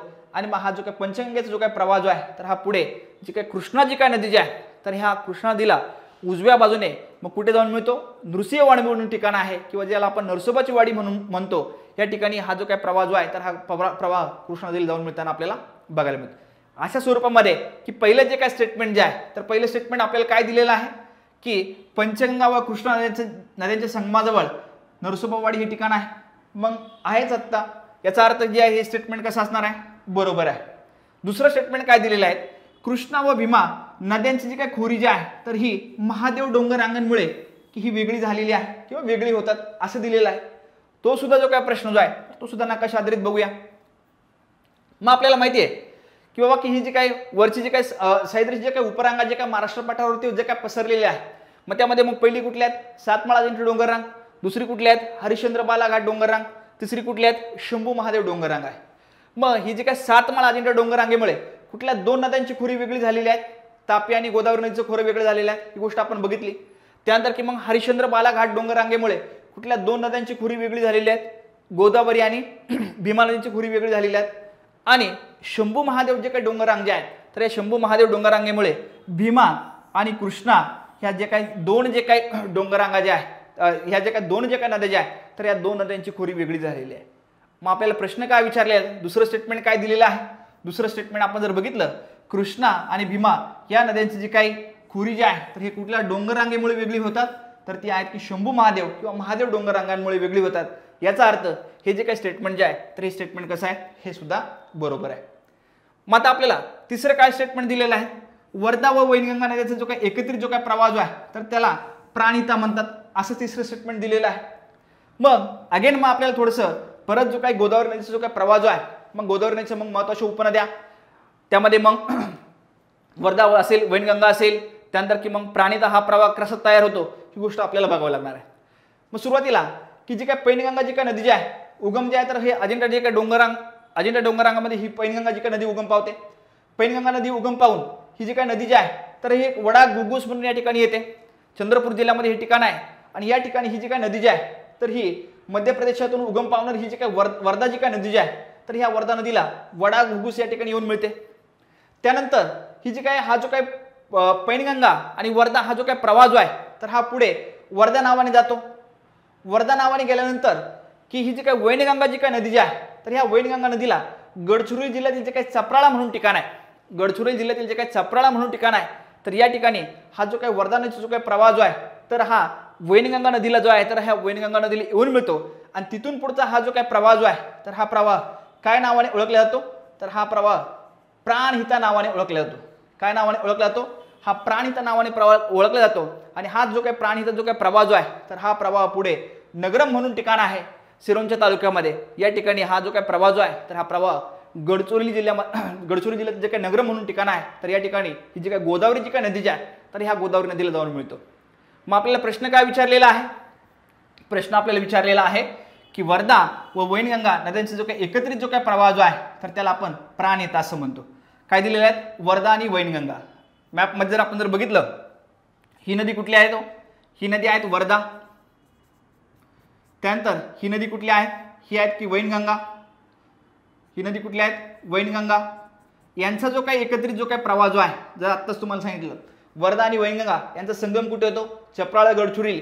आणि मग तिथूनच हा जो काही प्रवाह जो आहे तर काय नावाने ओळखला जातो? प्राणहिता नावाने ओळखला जातो. याचा अर्थ हे जे काय तिसरं जे काय स्टेटमेंट जे आहे तर हे तिसरं स्टेटमेंट सुद्धा कसं आहे? बरोबर आहे. मग आपण याचं जर उत्तर जर बघितलं की पहिलं बरोबर आहे, दुसरं बरोबर आहे, तिसरं बरोबर आहे. मग याचा अर्थ की याचं जे काही उत्तर जे आहे तर उत्तर काय असणार आहे? ABC. म्हणजे याचा अर्थ की पर्याय क्रमांक जे काही 4 जे आहे तर हे 4 त्याचं उत्तर असणार आहे. मग थोडंसं पुढच्या प्रश्नाकडे जाऊया. मग पुढचा जो काही प्रश्न जो आहे तर हा पुढचा प्रश्न आपल्याला भारताचा जो काही भूगोल जो आहे तर या भारताच्या भूगोलातील प्राकृतिक भूगोलावरती आपल्याला प्रश्न विचारलेला आहे। प्रश्न काय विचारला आहे ते एकदा प्रश्न आपण बघू। प्रश्न जो काय विचारलेला आहे की मध्य व दक्षिण सह्याद्री यांच्या दरम्यान टिंब खिंड आहेत, आपल्याला असं प्रश्न विचारलेला आहे। मध्य व दक्षिण सह्याद्री यांच्यामध्ये टिंब खिंड आहेत असा आपल्याला साधा सोपा सरळ प्रश्न विचारलेला आहे। खिंड की ज्याला आपण इंग्लिशमध्ये पासेस सुद्धा असं म्हणतो। मग त्यामध्ये ऑप्शन जर आपण बघितले तर त्यामध्ये मग थळघाट आहे, फोंडा घाट आहे, त्यानंतर की मग पालघाट आहे, कुंभारली घाट आहे। मग सुरुवातीला खिंड म्हणजे काय? खिंड म्हणजे की बाबा की जे काही डोंगर रांग जे आहे तर ह्या डोंगर रांगेमध्ये की जो काही कमी उंचीचा जो काही भाग जो आहे तर या कमी उंचीच्या भागामधून रस्ते वाहतूक, लोहमार्ग असे जे काही काढले जातात असा जो काही भाग जो आहे की त्याला आपण खिंड असं म्हणतो। त्याच पद्धतीने मग की ही जी काही मध्य सह्याद्री दक्षिण सह्याद्री यांच्या दरम्यान मग अशी कुठली खिंड आहे असा आपल्याला प्रश्न आलेला आहे। मग यामध्ये की हा प्रश्न टॅकल करताना आपल्याला मग जो काही सह्याद्रीची जी काही सह्याद्री जो काही पर्वत जो आहे की जो काही सह्याद्री पर्वताची जी काही रांग ज्याला आपण पश्चिम घाट असं सुद्धा असं म्हणतो की त्याचा जो काही सविस्तर जो काही अभ्यास जो आहे तर सविस्तर आपला जर अभ्यास असेल तर हा जो काही प्रश्न जो आहे तर अवघ्या 10 सेकंदामध्ये हा प्रश्न आपला सुटू शकतो। मग यामध्ये की जे काही सह्याद्री जो काय आहे किंवा ज्याला आपण पश्चिम घाट असं म्हणतो मग याचा जो काही विस्तार आपल्याला माहित पाहिजे आणि विस्ताराबरोबरच मग या सह्याद्रीचे जे काही विभाजन जे आहे तर ह्या 3 कॅटेगरीमध्ये केलेलं आहे। मग ह्या 3 कॅटेगरी सुद्धा आपल्याला माहित पाहिजे। मग सह्याद्रीचा जर विस्तार जर आपण बघितला मग त्यामध्ये मग गुजरात असेल, महाराष्ट्र असेल, गोवा असेल, त्यानंतर मग कर्नाटक असेल, केरळ असेल, तामिळनाडू असेल अशा राज्यामध्ये हा जो काही सह्याद्री जो आहे तर हा सह्याद्री विस्तारलेला आहे। मग ही जर कॅटेगरी जर आपण बघितली तर या सह्याद्रीचे 3 भागामध्ये विभाजन केलं जातं। मग 3 भाग कुठले कुठले आहे तर त्यामध्ये मग एक भाग आहे की उत्तर सह्याद्री, दुसरा जो काही भाग जो आहे तर तो आहे की मध्य सह्याद्री, तिसरा जो काही भाग जो आहे तर तो आहे की दक्षिण सह्याद्री। पहिला कुठला आहे? पहिला आहे की उत्तर सह्याद्री, दुसरा कुठला आहे मध्य सह्याद्री आणि तिसरा कुठला आहे दक्षिण सह्याद्री। मग जो काही उत्तर जो काही सह्याद्री जो आहे उत्तर जो काही सह्याद्री जो आहे तर हा गुजरात राज्यापासून कुठून गुजरात जे काही राज्य जे आहे तर या गुजरात राज्यापासून 16 डिग्री अक्षांशापर्यंत आहे, म्हणजे गोवा राज्यापर्यंत आहे 16 डिग्री अक्षांशापर्यंत आहे। हा जो काही सह्याद्रीचा जो काही भाग जो आहे मग गुजरात राज्यापासून ते 16 डिग्री अक्षांशापर्यंतचा जो काही भाग जो आहे तर त्याला आपण काय म्हणतो उत्तर सह्याद्री असं म्हणतो। त्याला आपण काय म्हणतो उत्तर सह्याद्री असं म्हणतो। मग त्यामध्ये येणारे राज्य कुठले कुठले असतील? मग त्यामध्ये मग गुजरात असेल, महाराष्ट्र असेल आणि गोवा राज्याचा काही भाग असेल। त्यानंतर मग जो काही 16 डिग्री अक्षांशापासून जो काही खालचा जो काही दक्षिणेकडचा जो काही भाग जो आहे मग 16 डिग्री अक्षांशापासून तर ते निलगिरी पर्वतापर्यंत कुठपर्यंत निलगिरी पर्वतापर्यंत असणारा जो काही सह्याद्रीचा जो काही भाग जो आहे तर त्याला आपण म्हणतो मध्य सह्याद्री। मध्य सह्याद्री मध्य सह्याद्रीचा भाग कुठून कुठपर्यंत आहे 16 डिग्री अक्षांशापासून खाली जर आपण जर गेलो तर जे काही निलगिरी जे काही पर्वत जे आहे तिथपर्यंतचा जो काही भाग जो आहे तर तो कुठला आहे की तो आहे मध्य सह्याद्री। दक्षिण सह्याद्रीचा जो काही भाग जो आहे तर तो आहे निलगिरी पर्वतापासून निलगिरी पर्वतापासून ते मग शेवट जो आपला खालचा जो काही भाग जो आहे तर तो जो काही भाग जो आहे तर तो आहे की दक्षिण सह्याद्री। असं 3 कॅटेगरीमध्ये हे जे काही सह्याद्रीचे जे काही विभाजन जे आहे तर ते विभाजन केलं जातं। मग यामध्ये जो काही प्रश्न आपल्याला विचारलेला आहे मध्य व दक्षिण सह्याद्रीच्या दरम्यान टिंब खिंड आहे। मग आपण ऑप्शनकडे जर गेलो तर ऑप्शनमध्ये आपल्याला थळघाट एक ऑप्शन दिलेला आहे, फोंडा घाट आपल्याला एक ऑप्शन दिलेला आहे, कुंभारली घाट आपल्याला एक ऑप्शन दिलेला आहे। मग आता आपल्याला थळघाट असेल, फोंडा घाट असेल, कुंभारली घाट असेल हे आपल्याला महाराष्ट्रामध्येच बघायला मिळतात। हे जे काही घाट जे आहेत तर हे कुठे आहेत महाराष्ट्रामध्येच आहे। आणि आपल्याला प्रश्न काय विचारलेला आहे आणि मध्य व दक्षिण सह्याद्री। मग आपल्याला हे जर घाट जर महाराष्ट्रामध्ये असतील तर यांचा जो काही समावेश आहे तर हा सह्याद्रीच्या कुठल्या कॅटेगरीमध्ये होणार आहे? हा उत्तर सह्याद्रीमध्ये होणार आहे। मग त्यामुळे की सहजतेने जर आपण जर बघितलं हे जे काही ऑप्शन काय होणार आहे स्किप होणार आहे। जर हे जर विभाजन आपल्याला माहित असेल तर आपल्याला अवघ्या 5 सेकंदामध्ये हा जो काही प्रश्न जो आहे तर हा प्रश्न त्यामध्ये सुटू शकला असता किंवा सुटतो त्यामध्ये। म्हणजे जे काही उत्तर जे आहे तर ते उत्तर कुठलं आहे पालघाट खिंड आहे। उत्तर कुठलं आहे? उत्तर क्रमांक 3 पालघाट खिंड। मग आपल्याला थोडंसं थळघाट आपल्याला माहिती असणं गरजेचं आहे। बऱ्यापैकी लोकांना माहितीच आहे थळघाट आपल्याला नाशिक मुंबई महामार्ग किंवा मुंबई आग्रा महामार्गावरती आपल्याला बघायला मिळतो। नाशिक जिल्ह्यातील जो काही इगतपुरी तालुका आहे इगतपुरी जो काही तालुका जो आहे तर या इगतपुरी तालुक्यामध्ये बघायला मिळतो। फोंडा घाट असेल, फोंडा घाट आपल्याला कोल्हापूर पणजी, त्यानंतर की मग कुंभार्ली घाट, कुंभार्ली हा जो काही घाट जो आहे कराड चिपळूण महामार्गावरती आपल्याला बघायला मिळतो. अशा स्वरूपामध्ये की हे जे काही तीन जे काही ऑप्शन जे आहे तर हे तीन ऑप्शन सहजतेने त्यामध्ये की इलिमिनेट त्यामध्ये होऊ शकतात. मग याचं जे काही उत्तर जे आहे तर उत्तर किती आहे 3 आहे पालघाट खिंड. मग आता आपल्याला ही जी काय पालघाट जी काय खिंड जे आहे तर ह्या पालघाट खिंडीच्या संदर्भामध्ये की आपल्याला इतर सुद्धा जे काही स्टेटमेंट जे आहे तर ते बघावं लागणार आहे. आता आपल्याला त्या स्वरूपात प्रश्न विचारला, उद्या पालघाटच्या स्वरूपामध्ये की वेगळ्या स्वरूपात प्रश्न येऊ शकतो. मग प्रश्न काय येऊ शकतो, ही जी काय पालघाट जी काय खिंड जी आहे तर ही पालघाट खिंड मग कुठल्या 2 शहरांना जोडण्याचं काम करते असा प्रश्न त्यामध्ये तयार होऊ शकतो. ही जी काय पालघाट जी काय खिंड जी आहे तर ही पालघाट खिंड मग केरळ एक जे काय राज्य जे आहे, तामिळनाडू जे काही राज्य जे आहे तर यातली 2 शहरं लक्षात ठेवा. केरळ जो काही राज्य जे आहे तर या केरळ राज्यातील मग पल्लकड जिल्हा आहे. तामिळनाडू जे काही राज्य जे आहे तर ह्या तामिळनाडू राज्यातील कोइंबतूर जिल्हा आहे. तर यांना जोडण्याचं जे काही काम करते तर त्या खिंडीचं जे काही नाव जे आहे तर त्या खिंडीचं नाव आहे की पालघाट खिंड. कुठली खिंड आहे, पालघाट खिंड.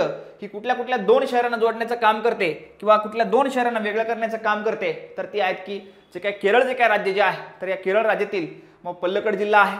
त्यानंतर की मग जो काही तामिळनाडू जे काही राज्य जे आहे तर या तामिळनाडू राज्यातील मग कोइंबतूर जिल्हा आहे. यांना जोडण्याचं किंवा वेगळं करण्याचं काम जे आहे तर ही पालघाट खिंड त्यामध्ये करते. त्यानंतर की आपल्याला ही पालघाट खिंडीजवळ हा जो काही सह्याद्री जो काही आपल्याला आपण जर बघितलं की अगदी गुजरात असेल, महाराष्ट्र असेल, त्यानंतर की मग कर्नाटक असेल, आपल्याला अगदी सरळ हा जो काही सह्याद्री जो आहे तर तो आपल्याला बघायला मिळतो अशा स्वरूपामध्ये.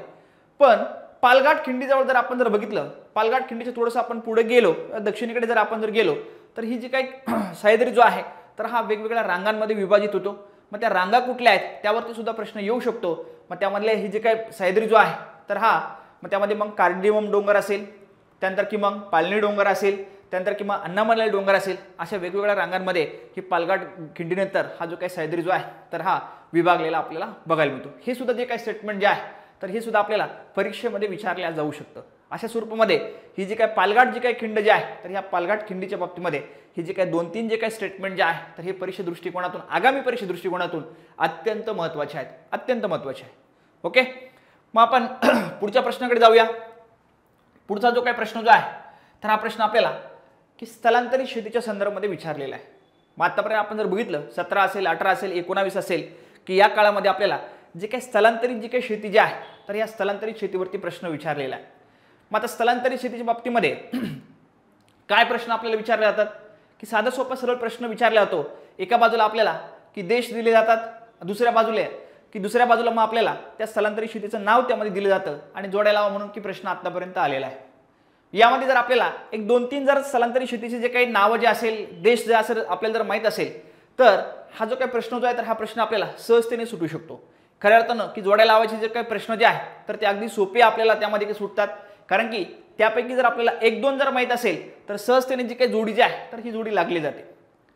मग ही जी काही स्थलांतरित जी काही शेती जी आहे मग एकदा सुरुवातीला आपण या स्थलांतरित शेतीच्या संदर्भामध्ये की फक्त जोड्या आपण लावून घेऊया. स्थलांतरित शेतीच्या बाबतीमध्ये मग एका बाजूला आपल्याला स्थलांतरित शेती दिलेली आहे, दुसऱ्या बाजूला जे काही जोड्या दिले देश दिलेले आहे. मग यामध्ये आपण जर बघितलं की मग रोका असेल, लदांग असेल, चेना असेल, मसोले असेल असे स्थलांतरित शेतीचे प्रकार आहेत. आणि दुसऱ्या बाजूला काय दिलेलं आहे की मग एक जो काही देश मलेशिया असेल, दुसरा ब्राझील असेल, झैरे असेल, श्रीलंका असेल आणि जोड्या लावा म्हणून प्रश्न आहे. मग यामध्ये जर आपण जर बघितलं रोका हा जो काही स्थलांतरित शेतीचा जो काही प्रकार जो आहे, रोका हा जो काही स्थलांतरित शेतीचा जो काही प्रकार जो आहे तर हा आपल्याला ब्राझीलमध्ये बघायला मिळतो. त्यानंतर लदांग हा जो काही स्थलांतरित शेतीचा जो काही प्रकार जो आहे तर हा आपल्याला मलेशिया देशामध्ये बघायला मिळतो. त्यानंतर मग चेना हा जो काही स्थलांतरित शेतीचा जो काही प्रकार जो आहे तर हा श्रीलंका देशामध्ये बघायला मिळतो. आणि मसोले हा जो काही स्थलांतरित शेतीचा जो काही प्रकार जो आहे तर हा आपल्याला झैरे या देशामध्ये आपल्याला हा स्थलांतरित शेतीचा प्रकार बघायला मिळतो. मग इथं जे काही एक 7-8-10 जे काही स्थलांतरित शेतीचे जे काही प्रकार आणि देश जे आहे तर ती जे मी आपल्या टेलिग्राम चॅनल्सवरती दिलेले आहे तर एकदा फक्त सविस्तरपणे एकदा बघा, एकदा दोनदा वाचा. ह्या सगळ्या ज्या काही गोष्टी ज्या आहेत तर ह्या फॅक्च्युअल आहे तर तुम्हाला सहजतेने त्यामध्ये की लक्षात त्यामध्ये राहू शकतात. मग आता की आपल्याला स्थलांतरित शेती म्हणजे काय, भारतामध्ये स्थलांतरित शेती केली जाते का, मग केली जात असेल तर मग भारतामध्ये मग कुठले राज्य आहेत की त्याच्यामध्ये स्थलांतरित शेती केली जाते, ह्या गोष्टी आपल्याला आगामी परीक्षे दृष्टिकोनातून महत्त्वाच्या आहेत. मग आपण जर बघितलं की भारतामध्ये सुद्धा म्हणजे सुरुवातीला आपण थोडंसं स्थलांतरित शेतीची डेफिनेशन आपण बघू. स्थलांतरित शेतीची जी काही डेफिनेशन जी आहे तर ती काय फार अवघड नाही.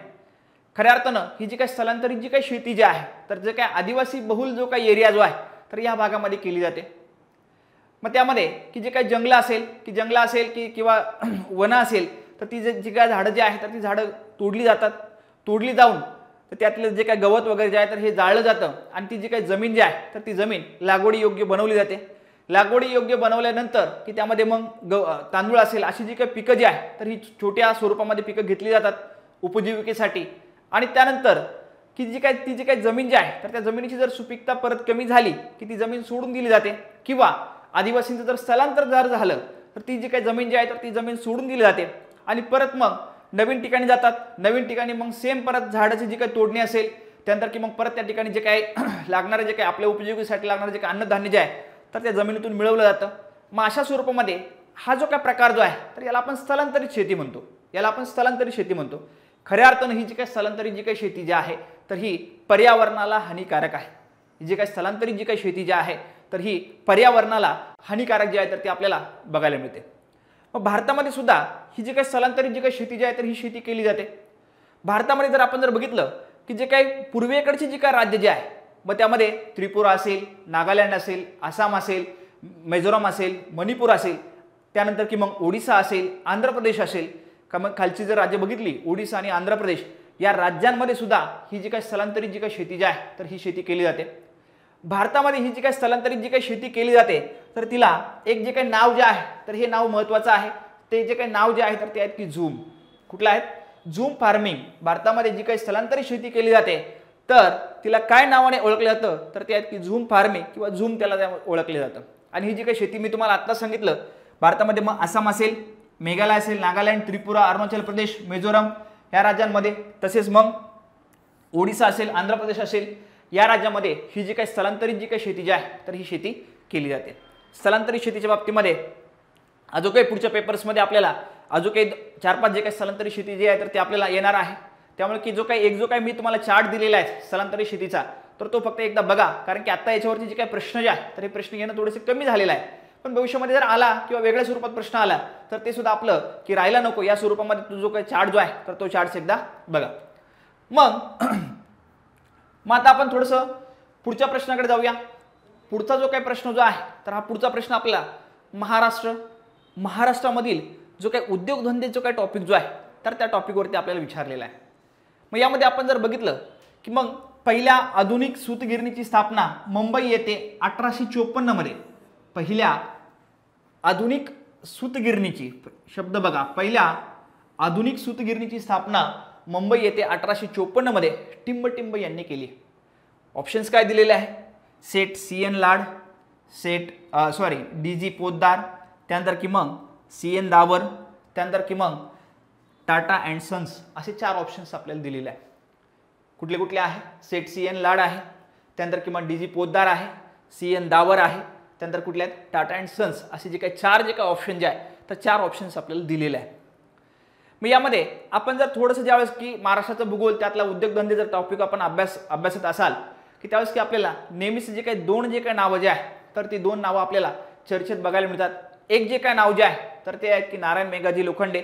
इतिहास वाचताना हे नाव सुद्धा आपल्या कानावरती बऱ्याच वेळेस पडलं असेल. त्यानंतर दुसरं जे काही नाव जे आहे तर ते आहेत की CN दावर. CN दावर जे आहे तर यांची सुद्धा जी काही भूमिका जी आहे तर ही भूमिका या महाराष्ट्राच्या मग औद्योगिक जडणघडणीमध्ये अतिशय महत्त्वाची आहे. मग यांनी जी काही आधुनिक सूतगिरणी जी आहे तर ह्या आधुनिक सूतगिरणीची जी काही स्थापना जी केलेली आहे तर ते आहेत की CN दावर की ज्यांनाच आपण की कावसजी नानाभाई दावर असं म्हणतो. हे व्यक्तिमत्व आहे खऱ्या अर्थानं की यांनी जे काही महाराष्ट्रामध्ये जे महत्त्वाची जे काही औद्योगिकरणाची एक महत्त्वाची जी काही भूमिका जी आहे मग उद्योगधंद्यामध्ये महाराष्ट्र हा अग्रेसर असावा अशी भूमिका जी आहे तर या CN दावर साहेबांची की नेहमीच त्यामध्ये राहिलेली आहे. प्रश्न काय विचारलेला आहे तर प्रश्न आपल्याला की आधुनिक जी काही सूतगिरणी जी आहे तर त्याची स्थापना 1854 मध्ये कोणी केलेली आहे? CN दावर यांनी केलेली आहे. तर पुढचा जो काही प्रश्न त्यामध्ये तयार होऊ शकतो महाराष्ट्रामध्ये पहिली महाराष्ट्रामध्ये पहिली सहकारी तत्वावरची सूतगिरणी जी आहे किंवा कापडगिरणी जी आहे तर ही कुठे सुरू झाली असा प्रश्न येऊ शकतो. तर त्याचं जे काही उत्तर जे आहे की महाराष्ट्रामध्ये पहिली सहकारी तत्वावरची जी काही सूतगिरणी किंवा कापडगिरणी जी आहे तर ही कोल्हापूर जो काही जिल्हा जो आहे तर या कोल्हापूर जिल्ह्यातील इचलकरंजी या ठिकाणी सुरू झाली. आणि कधी सुरू झाली तर ती झाली 1960. कधी सुरू झाली 1960. पहिली आधुनिक सूतगिरणी जी आहे किंवा कापडगिरणी जी आहे ही कधी सुरू झाली 1854 मध्ये. पहिली सहकारी तत्वावरची सूतगिरणी जी आहे तर ही कधी सुरू झाली 1960 मध्ये. ह्या ज्या काही दोन्ही जे काही आकडे जे आहे तर हे दोन्ही आकडे लक्षात ठेवा, कारण की यावरती प्रश्न येऊ शकतो. किंवा आपल्याला इथं आधुनिक शब्द दिलेला होता सुरुवातीला, तर आता पहिला सहकारीवरती आपल्याला दिला जाऊ शकतो आणि मग आपल्याला कन्फ्युजन म्हणून की हा प्रश्न जो आहे तर त्यामध्ये विचारला जाऊ शकतो. पहिली आधुनिक स्वरूपातील मग जी काही सूतगिरणी जी आहे दावर यांनी सुरू केली 1854 मध्ये. आणि पहिली जी काही सहकारी तत्वाची जी काही सूतगिरणी जी आहे तर ही कुठे सुरू झाली कोल्हापूर जो काही जिल्हा जो आहे तर या कोल्हापूर जिल्ह्यातील इचलकरंजी म्हणून जे काही ठिकाण जे आहे तर या ठिकाणी सुरू झाली. आणि कधी सुरू झालेली आहे 1960 मध्ये. 1960 मध्ये. त्यानंतर की मग पुढचं एक स्टेटमेंट लक्षात राहू द्या. त्यामध्ये मग बघितलं इचलकरंजी आपल्याला माहिती आहे इचलकरंजीमध्ये की कापड उद्योग जे आहे तर कापड उद्योग मोठ्या प्रमाणामध्ये आपल्याला चालताना बघायला मिळतो. आणि म्हणूनच हे जे काही इचलकरंजी हे जे काही शहर जे आहे तर ह्या इचलकरंजी शहरालाच महाराष्ट्राचं मँचेस्टर असं म्हटलं जातं. महाराष्ट्राचं जे काही मँचेस्टर म्हणून कुठल्या शहराची ओळख आहे हो महाराष्ट्राचं मँचेस्टर म्हणून इचलकरंजी या शहराची ओळख आहे. मग मँचेस्टर कुठे बघायला मिळतं आपल्याला इंग्लंडमध्ये बघायला मिळतं. इंग्लंडमध्ये जर आपण जर बघितलं की हे जे काय मँचेस्टर हे जे काही शहर जे आहे की या शहरामध्ये की खूप मोठ्या प्रमाणामध्ये की हा जगातील सर्वाधिक जो काही वस्त्रोद्योग जो काही चालत असेल तर तो मँचेस्टरमध्ये चालतो. आणि मग त्याच आधारावरती महाराष्ट्रामध्ये सुद्धा जो काही वस्त्रोद्योगाच्या बाबतीमध्ये की जे काही अग्रेसर असणारं जे काही ठिकाण जे आहे तर ते कुठल्या इचलकरंजी आहे. म्हणूनच या इचलकरंजी ह्या ज्या काही शहराला की महाराष्ट्रातील मँचेस्टर म्हणून ओळखलं जातं. ही गोष्ट लक्षात ठेवा. हे जे काही महत्त्वाचे जे काही तीन जे काही पॉईंट जे आहे तर हे 3 पॉईंट आगामी परीक्षा दृष्टिकोनातून महत्त्वाचे आहे. पहिली आधुनिक स्वरूपाची कापडगिरणी सुरू कोणी केली कधी सुरू केली. त्यानंतर की मग दुसरी सहकारी तत्वावरची जी काही कापडगिरणी आहे सूतगिरणी जी आहे तर ही कुठे सुरू झाली ठिकाण लक्षात ठेवा. आणि महाराष्ट्राचं मँचेस्टर म्हणून कुठल्या ठिकाणाची ओळख आहे तर ते ठिकाण सुद्धा त्यामध्ये लक्षात ठेवा. मग आता आपण परत पुढच्या प्रश्नाकडे जाऊया. पुढचा जो काही प्रश्न जो आहे तर हा खऱ्या अर्थाने की महाराष्ट्रावरती आधारितच आपल्याला प्रश्न विचारलेला आहे. दख्खन पठार म्हणून आपल्याला दिलेला आहे, पण महाराष्ट्र जो आहे तर हा महाराष्ट्र दख्खन पठारावरतीच आहे. प्रश्न काय आहे ते प्रश्न एकदा बघू की दख्खन पठाराच्या उत्तर व पूर्व सीमावर्ती डोंगराळ भागात दख्खन पठाराच्या उत्तर व पूर्व सीमावर्ती भागामध्ये टिंब जमातीचे लोक राहतात. खऱ्या अर्थाने हे जे काय आदिवासी जे काय जमाती जे आहे तर ह्या आदिवासी जमातीच्या बाबतीमध्ये हा जो काय टॉपिक जो आहे आदिवासी जमाती ह्या तुम्ही एकदम परफेक्ट करा. त्यांची जे काही जिल्हे जे आहे तर हे जिल्हे परफेक्ट करा. यावरती जो काय प्रश्न जो आहे तर हा प्रश्न हमखास आपल्याला परीक्षेमध्ये येतो. त्यामध्ये मग पूर्वला असेल किंवा मुख्यला असेल की यावरती जो काय प्रश्न जो असेल मग त्यांचे जे काही महत्त्वाचे नृत्य प्रकार असतील त्यानंतर की मग त्यांचा आदिवास असेल किंवा त्यांचं जे काही राहण्याची वेशभूषा असेल यावरती जे काही प्रश्न जे आहे तर हे प्रश्न आपल्याला आवर्जून विचारले जातात. मग त्यामध्ये आपल्याला जे काही ऑप्शन दिलेला आहे गोरव व खासी, त्यानंतर की मग वारली व ठाकर, त्यानंतर की मग कातकरी व हळबा, त्यानंतर की मग भिल्ल व गोंड असे ऑप्शन्स आपल्याला दिलेले आहेत. त्यामध्ये दख्खन पठाराच्या उत्तर व पूर्व सीमावर्ती डोंगराळ भागामध्ये असा आपल्याला प्रश्न विचारलेला आहे दख्खन पठार. त्यामध्ये की मग गोरव खासी येणार आहेत का? गोरव खासी बिलकुलच येणार नाही. गोरव खासी हे आपल्याला की अगदी पूर्वेकडे बघायला मिळतात. मग गोरव खासी जयंती वगैरे जो काही टेकड्यांचा जो काही भाग जो आहे व पूर्व हिमालयाचा जो काही भाग जो आहे तर या भागामध्ये आपल्याला बघायला मिळतात. त्यामुळे प्रश्न विचारताना आपल्याला दख्खन पठाराचं विचारलेला आहे, पूर्व हिमालयाचा काही संबंधच नाही. त्यामुळे की मग गोरव खासी ह्या जे काही जमाती ज्या आहे तर यांचा जो काही या प्रश्नाशी काही संबंधच त्यामध्ये येणार नाही. त्यानंतर की मग वारली व ठाकर ह्या आदिवासी जे काही जमाती ज्या आहे तर ह्या विशेषतः जर आपण जर बघितला की जे काही ठाणे जो काही जिल्हा जो आहे ठाणे असेल, नाशिक असेल, पालघर असेल की या जिल्ह्यामध्ये ही आदिवासी जमात आपल्याला बघायला मिळते. जे काही वारली पेंटिंग खूप महत्त्वाची आहे आणि ही विशेषतः जमात ठाणे जिल्ह्यामध्ये बघायला मिळते. त्यानंतर की मग कातकरी आणि हलबा ही जी काही आदिवासी जी काही जमात जी आहे ही आपल्याला अमरावती जो काही जिल्हा जो आहे ह्या अमरावती जिल्ह्याच्या जो काही जे काही गाविलगड जे काही डोंगर जे आहे तर या गाविलगड डोंगराच्या भागामध्ये ही जे काही आपल्याला कातकरी व हलबा ही जी आदिवासी जमात बघायला मिळते. त्यानंतर भिल्ल व गोंड. आता भिल्ल व ही जी गोंड जी काय आदिवासी जी काय जमात जी आहे तर ही विशेषतः मग गडचिरोली असेल, चंद्रपूर असेल, त्यानंतर की मग गोंदिया असेल की ह्या भागामध्ये ही जी काही गोंड असेल किंवा तिची जी काही एक पोट जमात जी आहे माडिया गोंड ही आदिवासी जमात आपल्याला बघायला मिळते. भिल्ल जी काय आदिवासी जी काय जमात जी आहे तर ही भिल्ल आदिवासी जमात विशेषतः मग महाराष्ट्रातील बहुसंख्य जिल्ह्यामध्ये आपल्याला बघायला मिळते. महाराष्ट्रातील बहुसंख्य जिल्ह्यामध्ये ही जी काही भिल्ल जी काय आदिवासी जी काय जमात जी आहे तर ती बघायला मिळते. म्हणूनच हे जे काय प्रश्नाचं जे काही उत्तर जे आहे तर ते उत्तर कुठले येणार आहेत? उत्तर क्रमांक 4 आहे. उत्तर क्रमांक किती आहेत? 4 आहे. कारण की वारली ठाकर हे कुठे आहेत? ठाणे वगैरे भागामध्ये आहे. त्यानंतर की मग कातकरी हलवा ही जी काही आदिवासी जमात जी आहे तर ही कुठे आहे? तर ही आपल्याला जो काही गाविलगड डोंगरांचा जो काही भाग जो आहे सातपुडा किंवा मेळघाटाचा जो काही परिसर जो आहे तर या मेळघाटाच्या परिसरामध्ये की आपल्याला ही आदिवासी जमात बघायला मिळते. त्यानंतर की मग भिल्ल आणि गोंड ही जी काय आहे तर ही पूर्वेकडे बघायला मिळते. मग विशेषतः मग गडचिरोली असेल, चंद्रपूर असेल, गोंदिया असेल, भंडारा असेल हे जिल्हे असतील. त्यानंतर की मग भिल्ल जी काय आदिवासी जमात जी आहे तर ही कॉमन महाराष्ट्रामध्ये आपल्याला सर्वच ठिकाणी ही आदिवासी जमात जी आहे तर ती आपल्याला बघायला मिळते. म्हणूनच या प्रश्नाचं जे काही उत्तर जे आहे तर ते उत्तर किती आहे? 4 आहे. मग याच्या बाबतीमध्ये मग थोडेसे जे काही महत्त्वाचे जिल्हे जे आहे तर हे जिल्हे तुम्ही त्यामध्ये लक्षात ठेवा. मग आता आपण थोडंसं पुढचा जो काही प्रश्न जो आहे तर ह्या पुढच्या प्रश्नाकडे आपण जाऊया. पुढचा जो काही प्रश्न जो आहे तर हा प्रश्न आपल्याला की शेती संदर्भात आहे किंवा कृषी संदर्भात आहे. प्रश्न काय विचारलेला आहे?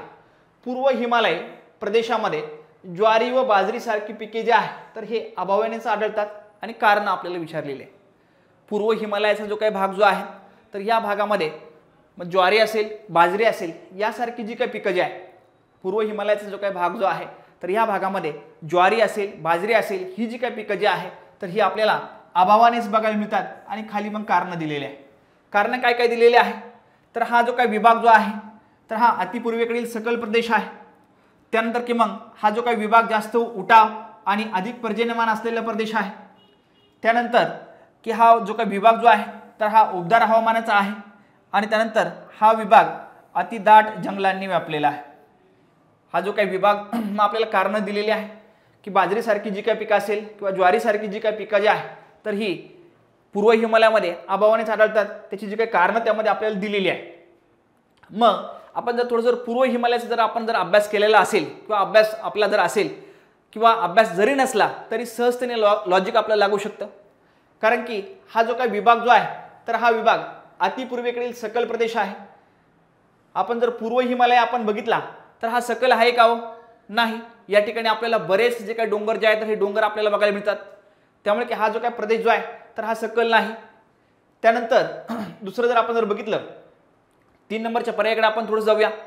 हा जो काही विभाग जो आहे उबदार हवामानाचा आहे. या ठिकाणी जो काही पूर्व हिमालय जो आहे तर हा उबदार हवामानाचा आहेत का हो? नाही. या ठिकाणी जे काही हवामान जे आहे तर हे हवामान कसं बघायला मिळतं आपल्याला? थंड स्वरूपाचं हवामान बघायला मिळतं. त्यामुळे हे जे काही ऑप्शन सुद्धा त्यामध्ये योग्य ठरणार नाही. त्यानंतर की मग हा विभाग जो आहे तर अति घनदाट जंगलांनी व्यापलेला आहे. ठीक आहे. या ठिकाणी जंगलाची जी काही संख्या जी आहे तर ती जास्त आहे परंतु लोकसंख्या सुद्धा आहे. त्यामुळे की हे जे काही कारण जे आहे तर हे कारण सुद्धा त्यामध्ये की संयुक्तिक होणार नाही. संयुक्तिक होणारे जे काही कारण जे आहे तर हे कारण कुठलं आहे? कारण नंबर 2 आहे. हा जो काही विभाग जो आहे तर हा विभाग जास्त उठाव आहे. म्हणजे बऱ्याच टेकड्या आपल्याला बघायला मिळतात.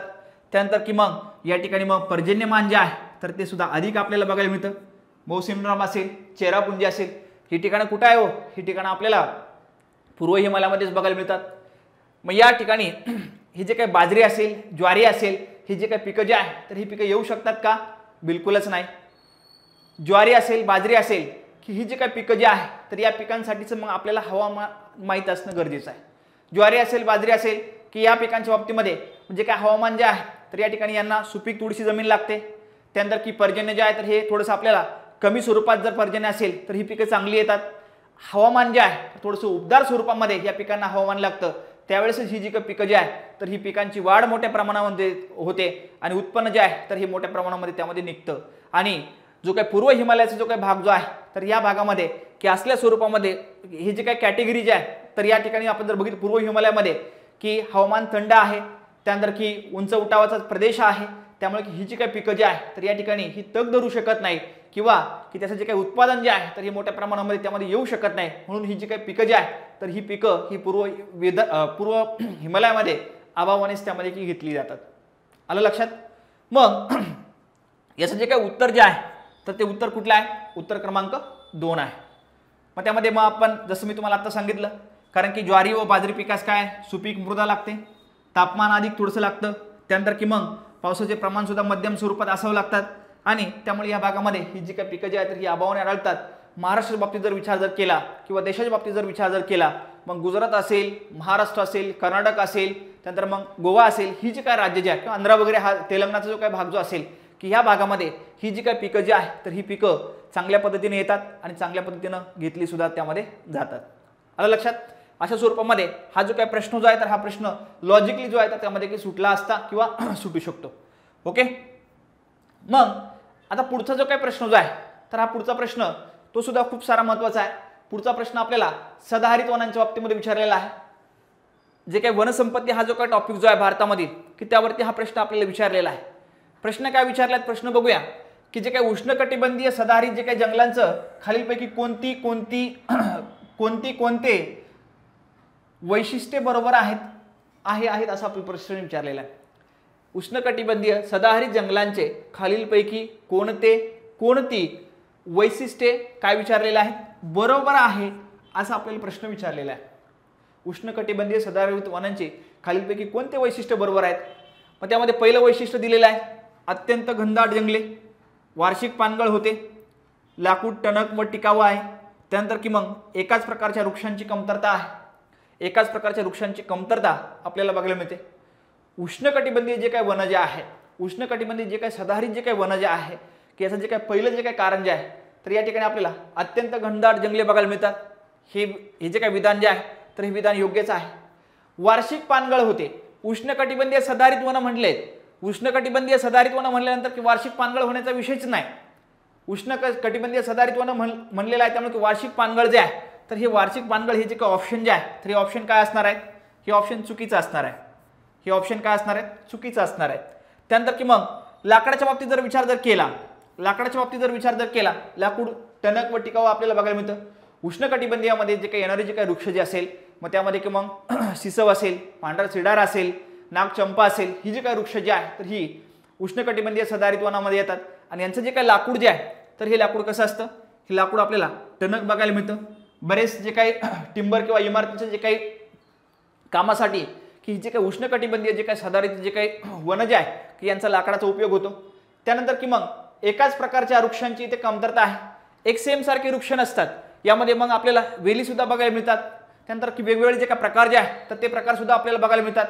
त्यामुळे की हे जे काही उष्णकटिबंधीयांचे हे वैशिष्ट्य आहे.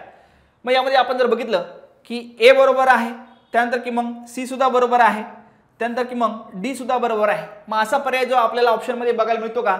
तर असा जो काही पर्याय जो आहे तर तो आहे की पर्याय क्रमांक 2 की जो की ए सी डी हे जे काही तिन्ही जे काही स्टेटमेंट जे आहे तर हे तिन्ही स्टेटमेंट उष्णकटिबंधीय सदाहरित वनांच्या बाबतीमध्ये कशा आहेत? योग्य आहेत. ओके. मग थोडंसं उष्णकटिबंधीय वनांच्या बाबतीमध्ये थोडीशी जी काही बेसिक इन्फॉर्मेशन जी आहे तर ती बेसिक इन्फॉर्मेशन आपण जाणून घेऊया. त्यामध्ये जर आपण जर बघितलं ह्या वृक्षांचे जे काही स्वरूप जे आहे घनदाट वृक्ष आपल्याला बघायला मिळतात. साधारणपणे उंची जी आहे तर उंची आपल्याला 45 ते 60 मीटरच्या दरम्यान बघायला मिळते या वृक्षांची.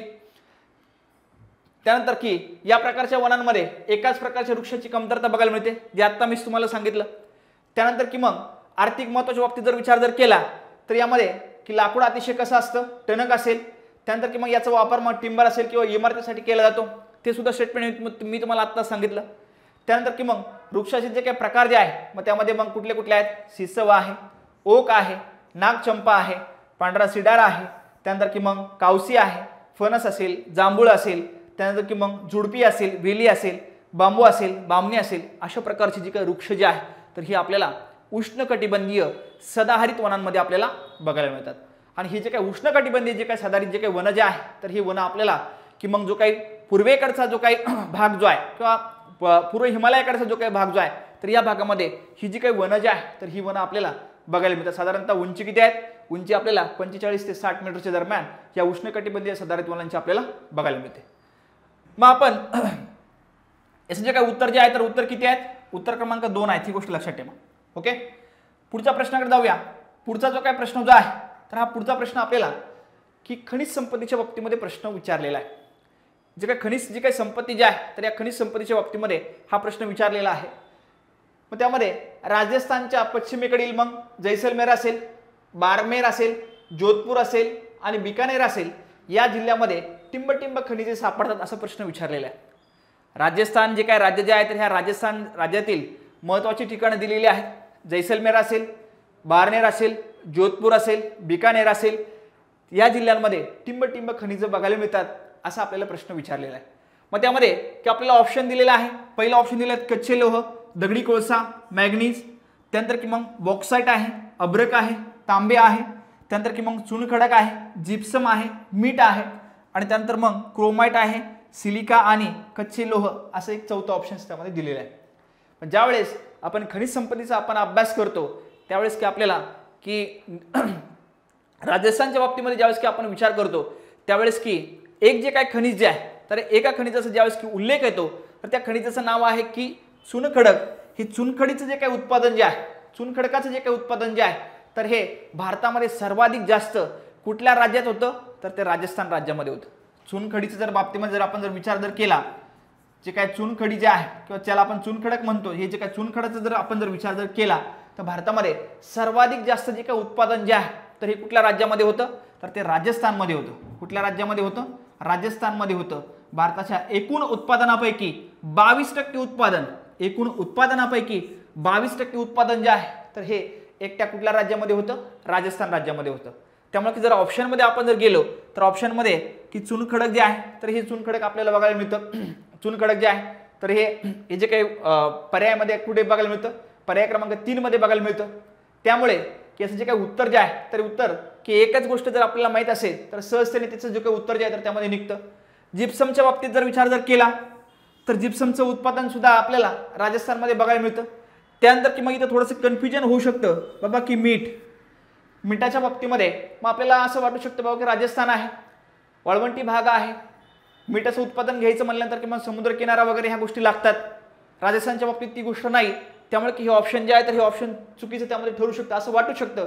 परंतु एक गोष्ट लक्षात घ्या मित्रांनो, राजस्थानमध्ये की आपल्याला एक जे काही सर्व्हर बघायला मिळतं त्या सर्व्हरचं नाव खऱ्या अर्थाने मी सांगणार नाही. तुम्ही मला जे आहे तर ते व्हॉट्सअप करून त्या सर्व्हरचं नाव सांगायचं आहे की ज्यामध्ये की सर्वाधिक जास्त जे काही मिठाचं जे काही उत्पादन जे आहे तर त्या सर्व्हरच्या माध्यमातून घेतलं जातं. राजस्थानमधलं महत्त्वाचं सर्व्हर कुठलं आहे तर हे सर्व्हर जे आहे तर ते तुम्ही मला सांगा. ओके. मग त्यामुळे की हे जे काही उत्तर जे आहे तर ते उत्तर किती येणार आहे? 3 नंबर येणार आहे. मग आपण थोडंसं राजस्थानच्या बाबतीमध्ये थोडंसं मग चुनखडी असेल, त्यानंतर जिप्सम असेल, मीठ असेल यांची मग टक्केवारी थोडीशी आपण बघूया.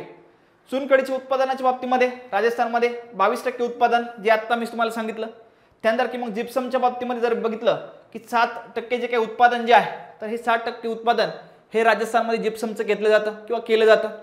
त्यानंतर की मग मिठाच्या बाबतीत जर विचार केला तर मिठाच्या बाबतीमध्ये मिठाचं जे काही एकूण उत्पादन जे आहे तर त्या उत्पादनापैकी 3ऱ्या क्रमांकाचं जे काही उत्पादन जे आहे तर हे राजस्थानमधून आपल्याला बघायला मिळतं. मिठाचं जे काही एकूण जे काही उत्पादन जे आहे तर त्यापैकी क्रमांक 3 वरती असणारं जे काही राज्य जे आहे तर हे 3 असणारं राज्य कुठलं आहे? राजस्थान आहे. आणि त्यामध्ये एक जे काही महत्त्वाचं जे काही सर्व्हर जे आहे तर या सर्व्हरच्या माध्यमातून हे जे काही मिठाचं जे काही उत्पादन जे आहे तर हे मोठ्या प्रमाणामध्ये होतं आणि त्याचं परत जे काही नाव जे आहे तर हे तुम्ही मला सांगायचं आहे, व्हॉट्सअप करून सांगायचं आहे अशा स्वरूपामध्ये की हे जे काही राजस्थानच्या बाबतीमध्ये की फक्त आणि फक्त चुनखडी जे आहे तर या चुनखडी ज्यावेळेस की ऑप्शन्स येईल की त्यावेळेस की त्याचं जे काही उत्तर जे असणार आहे तर ते काय राज्य जे असणार आहे तर ते कुठलं आहे? राजस्थान आहे. की याचं जे काही उत्पादन जे आहे की देशामध्ये की 22% जे काही उत्पादन जे आहे तर हे एकट्या राजस्थानमध्ये होतं. जिप्समच्या बाबतीमध्ये मग 60% आहे. मिठाच्या बाबतीमध्ये मग 3रा क्रमांक जो आहे तर हा राजस्थानचा त्यामध्ये लागतो. अशा स्वरूपामध्ये या प्रश्नाचं जे काही उत्तर जे आहे तर ते उत्तर किती आहे? उत्तर क्रमांक 3 आहे. म्हणूनच हा जो काही 2017चा जो काही पेपर जो आहे तर या 17च्या पेपरचं आपण संपूर्णपणे विश्लेषण आपण बघितलेलं आहे. अगदी इन डिटेल्समध्ये या पेपरचं आपण विश्लेषण बघितलेलं आहे की त्यामध्ये की आलेले प्रश्न, भविष्यात येणारी प्रश्न या सगळ्या ज्या काही बाजू ज्या आहेत तर या सगळ्या बाजू मी तुम्हाला माझ्या पद्धतीने पूर्णपणे सांगितलेल्या आहे. जर तुम्हाला काही शंका असेल, काही प्रश्न असेल तर हा जो काही नंबर जो आहे तर या नंबरवरती तुम्ही मला कॉल करू शकतात, प्रश्न विचारू शकतात आणि आवर्जून या नंबरवरती की जे काही मी तुम्हाला सर्व्हरचं नाव तुम्हाला सांगितलेलं आहे तर ते मला तुम्ही की नक्की त्यामध्ये की तुम्ही कळवणार अशी मी जी काय आशा जी आहे तर ही आशा बाळगतो. आणि आजच्या लेक्चर्समध्ये आपण इथेच थांबू. भेटूया परत नवीन लेक्चर्समध्ये, नवीन पेपर डिस्कशनमध्ये. तोपर्यंत